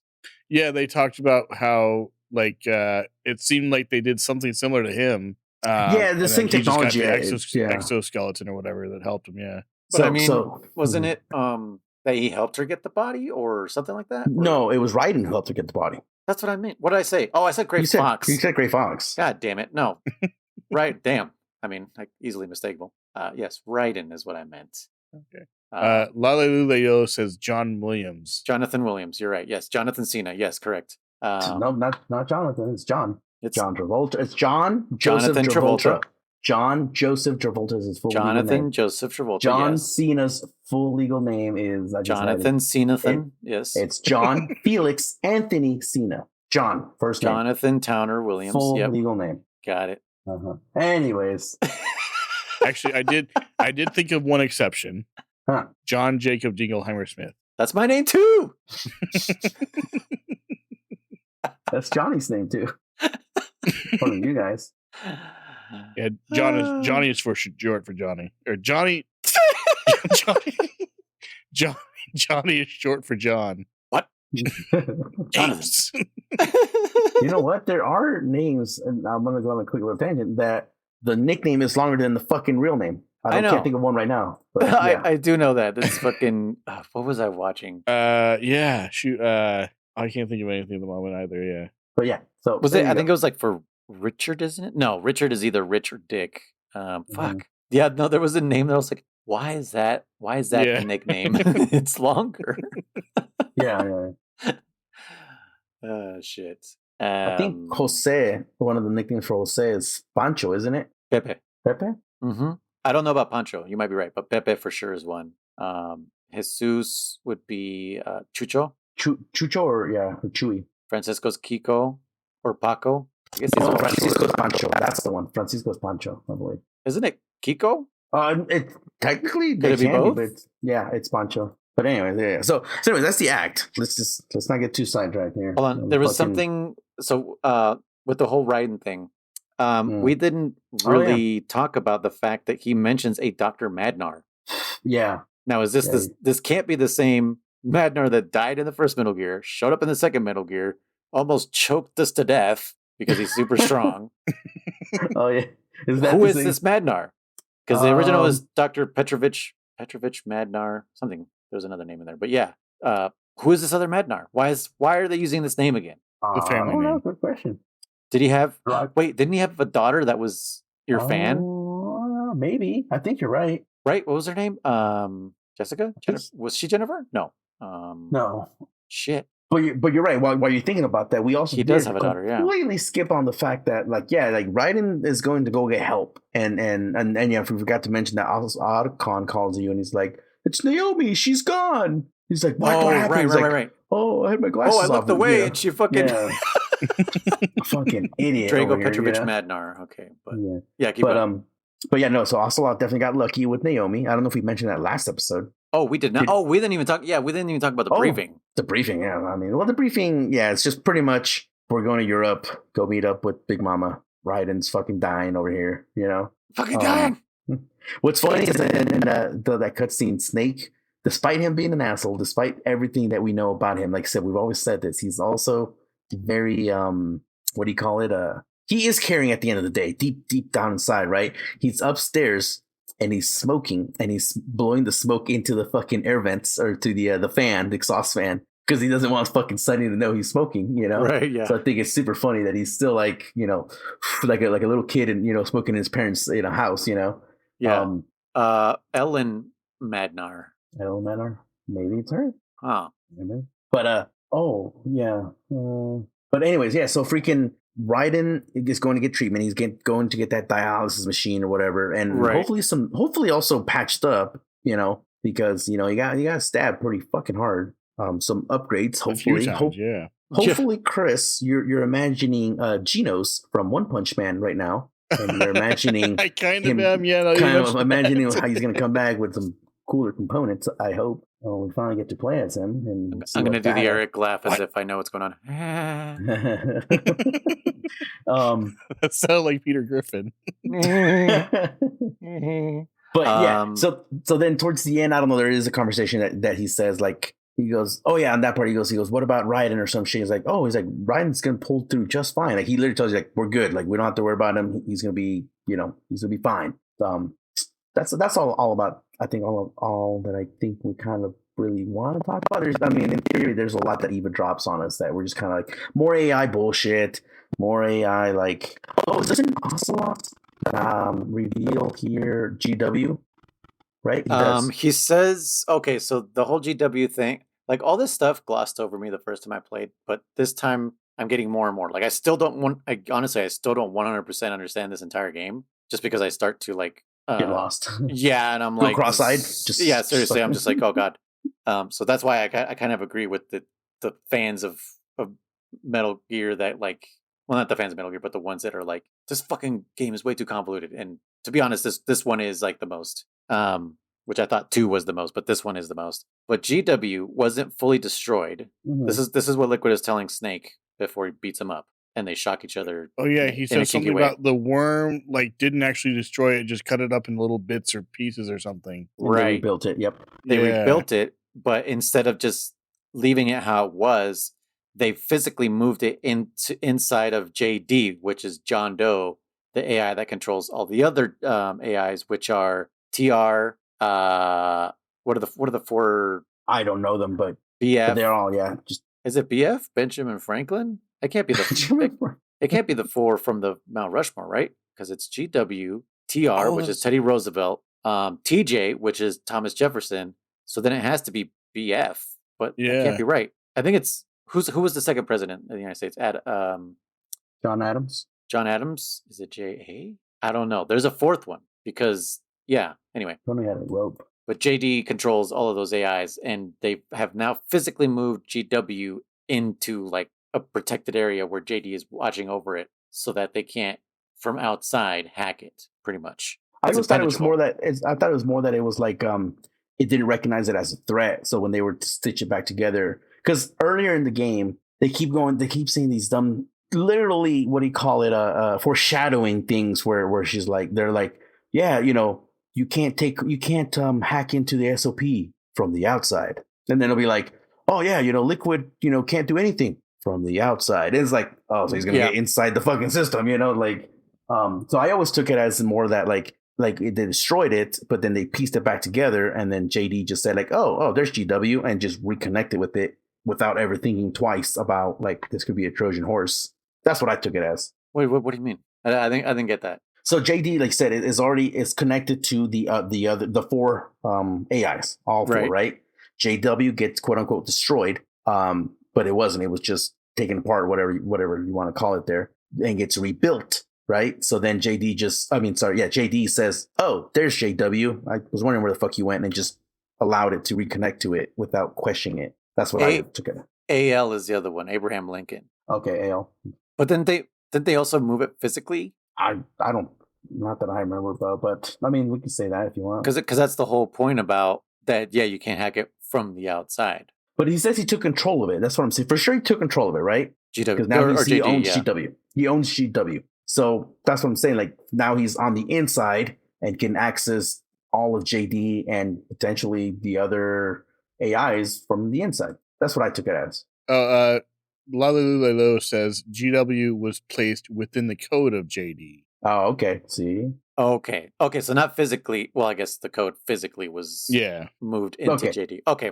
That was my misinterpretation. That's why I was like, because I know JD now has either possession or is protecting it somehow. So they're basically one and the same now. Okay. JD now has parts of GW's code within it, so they're basically the same thing. So you can't take on JD or GW by themselves, I guess.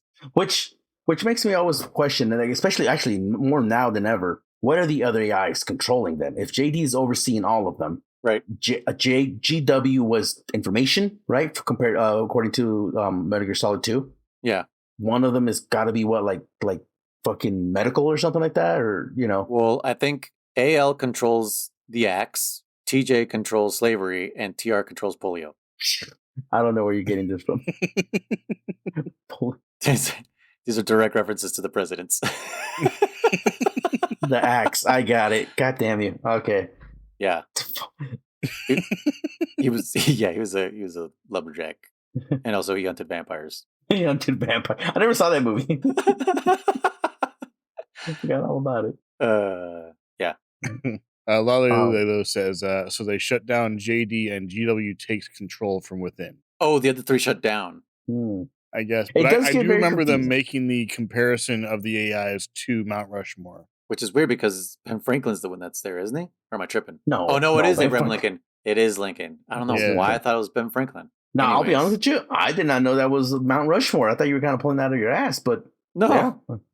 Yeah, no, it's Mount Rushmore. Yeah. What was I gonna? Okay. When the fuck were they shut down? JD? No, the other three. Did they happen in 2? Oh no, they're not shut down. As far as I'm concerned, they're still functioning. But that's not what Lalulelo is saying. No, he says they shut down JD and GW take control from within. Who shut down JD? They. I don't know who they is. I'm assuming this is confusing me more. Yeah, no. So from what I'm remembering, and I'm kind of rewatching this section here, Ocelot just literally said when before the whole finger bang section goes on, he says the what? He's the finger bang, the bang, the finger bang.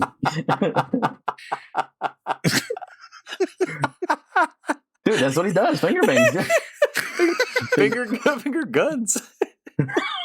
Finger guns. There you go. I guess you're right. You did the same thing in Monster Hunter. Monster bang. I'm gonna bang the monsters.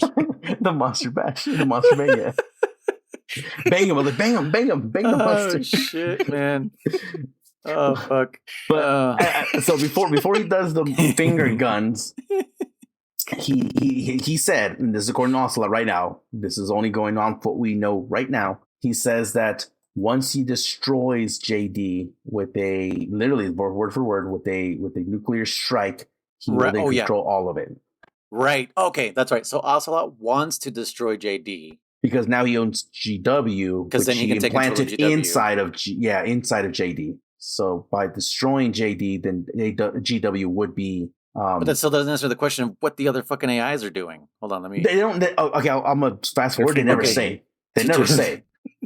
TJ, let's see. They never say. So I'm just going out on the limb. If one's communications, one is the army.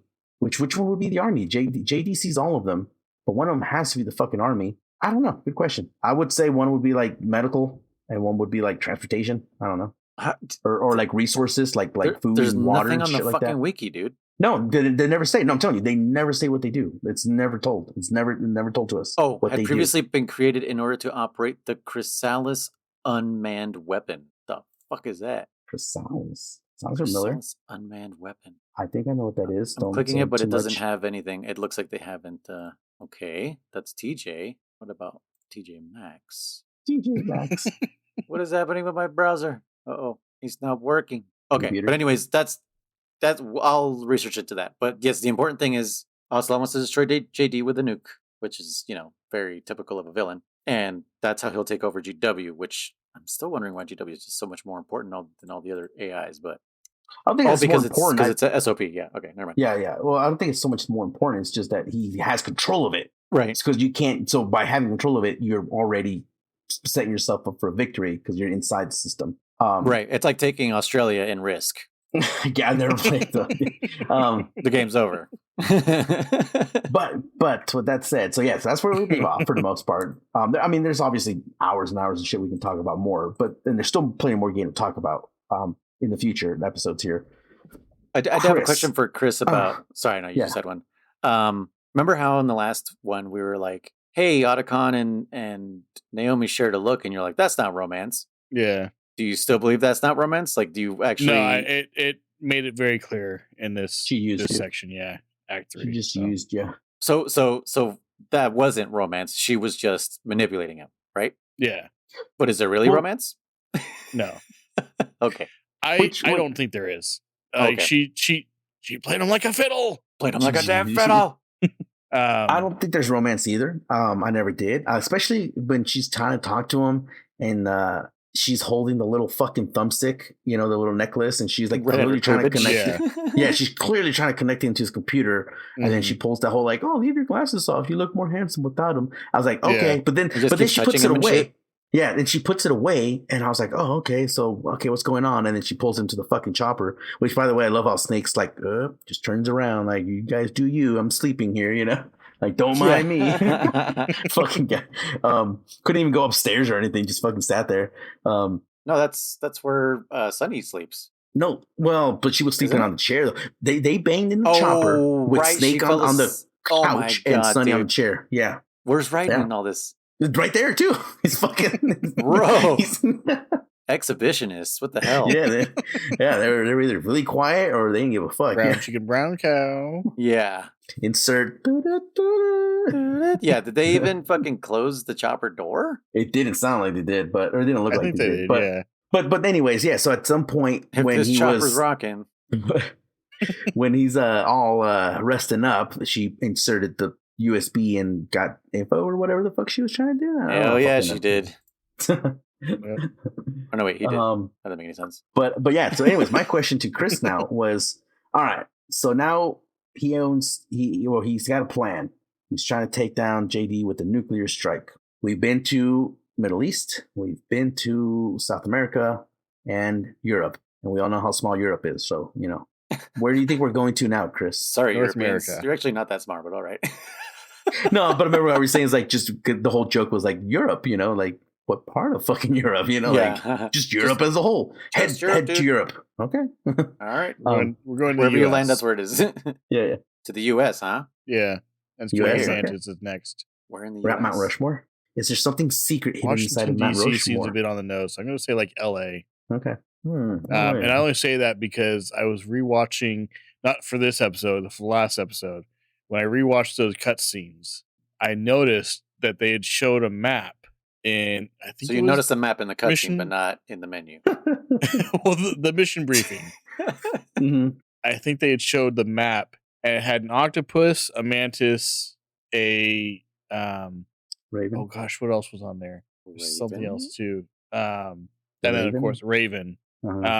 And I at first I thought like, oh, it's like different factions or something. And then wolf, thank you. I even said it. Oh, did you? Yeah, I said a wolf. That's why I started yelling because he didn't hear you. Yeah. I was too busy talking. I'm sorry.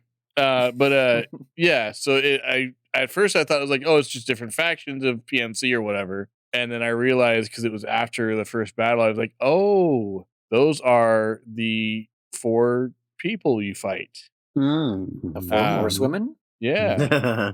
Okay. Okay, cool. LA. Now, my question, follow up with that. Who do you think the next boss will be? Because last one you were like, well, clearly it's Raven. So what about now, Mrs. Smarty Pants? It's going to be the Mantis, like I said. So the next one is Mantis? Oh, that's the one that was over the United States, yeah. Okay, cool. All right, I like your... Or North America, anyway. I don't remember if it was in the United States. Yeah, they're just going to say, head to the Americas. Got it. Yeah. We're already in South America, but let's head to America.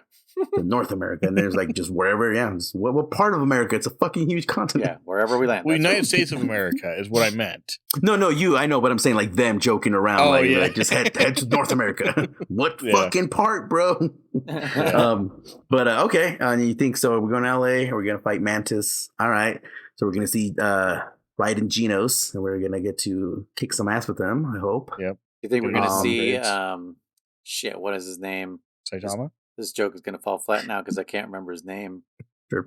The guy who was trying to sell Pliskin maps. Fucking Steve Buscemi's character. Steve Buscemi, yeah. Dude. Holy shit. I was actually recently thinking about that movie because some of the clips come up and the fucking Escape from LA movie came out, and I was like, dude, that movie was such a fucking trip, man. It was so fucking goofy. Oh man. There's gonna be a giant tidal wave. Yeah, oh yeah. I mean, that was just what's super goofy. Say? The guy, the big one. Yeah, but what he says something. I don't remember. Damn it! Yeah, but that surfer dude, fucking hilarious. And we all keep thinking he's like, so he just leaves his car there. Yeah, like, he just didn't give a fuck. He was like, had extra boards on it and everything. Fuck it. And we're like, how do you know it was coming? Is it a once a year thing, once a month? Like, what the fuck? It was just made no sense. It's a big kahuna, man. You just know. That movie was a big trip, one, dude. Man. But again, especially just going back to that whole scene where Steve Buscemi is just driving and he looks over his shoulder and there's fucking Snake Plissken surfing and by the way, this whole mission was to go get Snake Plissken. Like, you didn't pull out a gun, start shooting at him. Like, I don't know, just kept driving. Yeah, he was like, go find the body that you supposedly you killed him and everything. But yeah, I love that the tidal wave is not the thing that surprised him. It was that Snake was on the tidal wave. If it was any other day, it'd be like, tidal wave behind me on the road. It happens all the time, whatever. It's the midnight tidal wave. One, whatever. Yeah, it's the big one. It's what always happens. But I was like, oh shit, there's a Pliskin on that tidal wave. Yeah.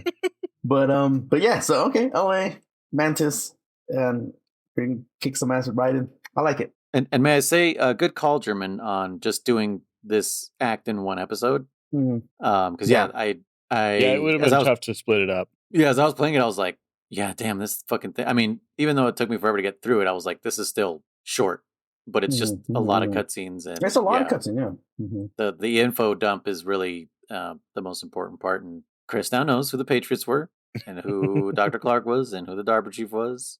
Or wasn't. Yeah. Whenever wasn't, yeah. Right, exactly. He wasn't Decoy Octopus, right? Yeah, okay, cool. Well, on this next one, I think it's pretty easy, German. There is a boss fight that I think could be the first checkpoint. I agree with you. I wholeheartedly think there's going to be lots to talk about on this next one. It is longer than this one, Chris. This one is, in my opinion, probably the opposite. It's more gameplay with smaller cutscenes. Yeah. So it's going to be good. Yeah. I will say, Chris, and to everybody else listening, this act was definitely the downer part for me and brings out the rage. But this next act makes me cream my pants. Nice. In a good way. I agree. I love this next act. It's definitely my favorite. Is there a bad way to cream your pants? Well, yeah, when you least expect it, that's okay. a bad way to cream your pants. Mm-hmm. When you expect it, that's when it's good. That's when it's good. Mm-hmm. Okay. So yeah, Chris, very clear checkpoint will be boss fight. Beat the boss fight. I'm assuming, just because I don't know off the top of my head, just beat the boss fight, probably listen to Drebin. The first chance you get to control your character, save. That's what I would say. Noise, do you agree? Yeah, I don't remember if it's a forced save or not, but just, as soon as you have control, I guess save, yeah. Okay. And to be safe this time, instead of snapping the disc or throwing my PS3 out the window, I'll just set my house on fire. There you go. Yeah, make sure that works. We have to keep escalating this throughout the series now. Yeah, I like it. Or I was gonna say, just stand in your incomplete balcony. See what happens. That works. Did they finish it? Yeah. No, they're still working on it. Jesus Christ. Yeah. I think we had like maybe one day this week where they were like actually working on it, like, as far as I could tell. Yeah. I mean, they might be doing stuff that I'm not seeing, but like as far as like using power tools and stuff like that being noisy, there was only, I think, one day this week, and even then it was only like part of the day that I could actually hear them. So okay, they're working quieter. Yeah. All right, guys. So we got our next checkpoint. The next boss is where we will stop. And any other last thoughts? No, not Chris really. German? No real thoughts. I think we're good. I think this is definitely, like I said, the highlight for me. Like the biggest highlight, going forward, I love the rest of this game here. Like I said, like you, I hate 3. I hate Act 3. I do hate it. This is my least favorite, but I know what's coming around the corner. So yeah. Yeah. I just wish it boiled your blood a little more than Act 3. Yeah. Yeah, it doesn't. What can I say? I'm one of those. I really haven't felt like so negative about this entire series. Like even listening back, like I was like, oh yeah, this was shit, blah blah blah, whatever. But like I feel like I was like physically attacking this game. The only time I can say I did get very, very mad was Metal Gear Snake's Revenge, right? Oh yeah, the door. The door. Dude, I was so pissed at that game. I was mad at it, but I did come back and say, like, I am a very positive kind of person. At least I try to be, and I appreciate. I did say it in the episode. Whoever made that game, thank you. You worked very hard on it. You know, there was a lot of quality stuff in there. There was a lot of cool music and things, but fuck it, it sucked. I didn't like it. I didn't like that game. Is that why you had that quote unquote very positive review for Red One? No, it's a good movie, dude. When I texted you guys, I think, and I said, "Guess what movie I'm watching?" and it was Red One. We were watching Red One. Oh my god. It's on Amazon. Just saying, you can fucking put it on, and then you can fight me on it because you can't fight me until you see it. I'll wait until they force it into the rental slot, and it's like, oh no, now it's not included in Prime. The rental slot. Bummer, can't watch it. Not paying $3.99 to watch this piece of shit. All right, yeah. I guess no more thoughts. Chris believes we're going to go to the United States of America to fight Mantis. Yep. Cool. Yeah, I'm stoked for this next act.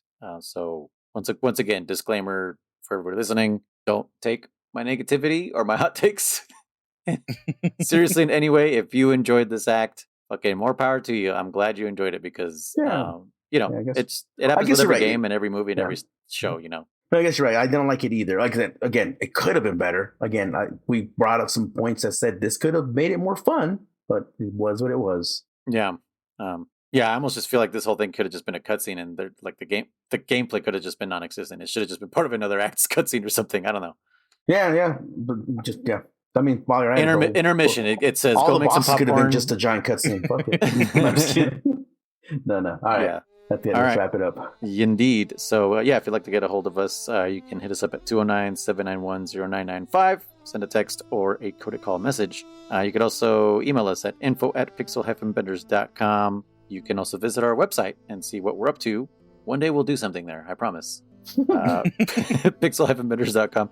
We're planning to watch Kung Pao. We just need to find the fucking day, and we want to do either a commentary, right? Yeah. Okay. We're planning to do a commentary on Kung Pao, just because that was probably the thing that made us laugh the most in this entire series, oddly enough, was something not Metal Gear related. Anyways, we also have a Discord that you can join absolutely free. Come hang out, talk smack, talk Metal Gear. Because for those in the know, we also have a spoiler section where we talk about theories and stuff. And there was a very recent theory that just it's not new, but it has resurfaced. Yeah. And I love this theory. This is one of my favorite theories. Is it? I haven't seen it yet. It's the one that came out like 2 days ago. No, I know. I don't. Because I saw it on my feed too, and I'm like, an hour and a half. I'm like, I don't fucking have time for that right now.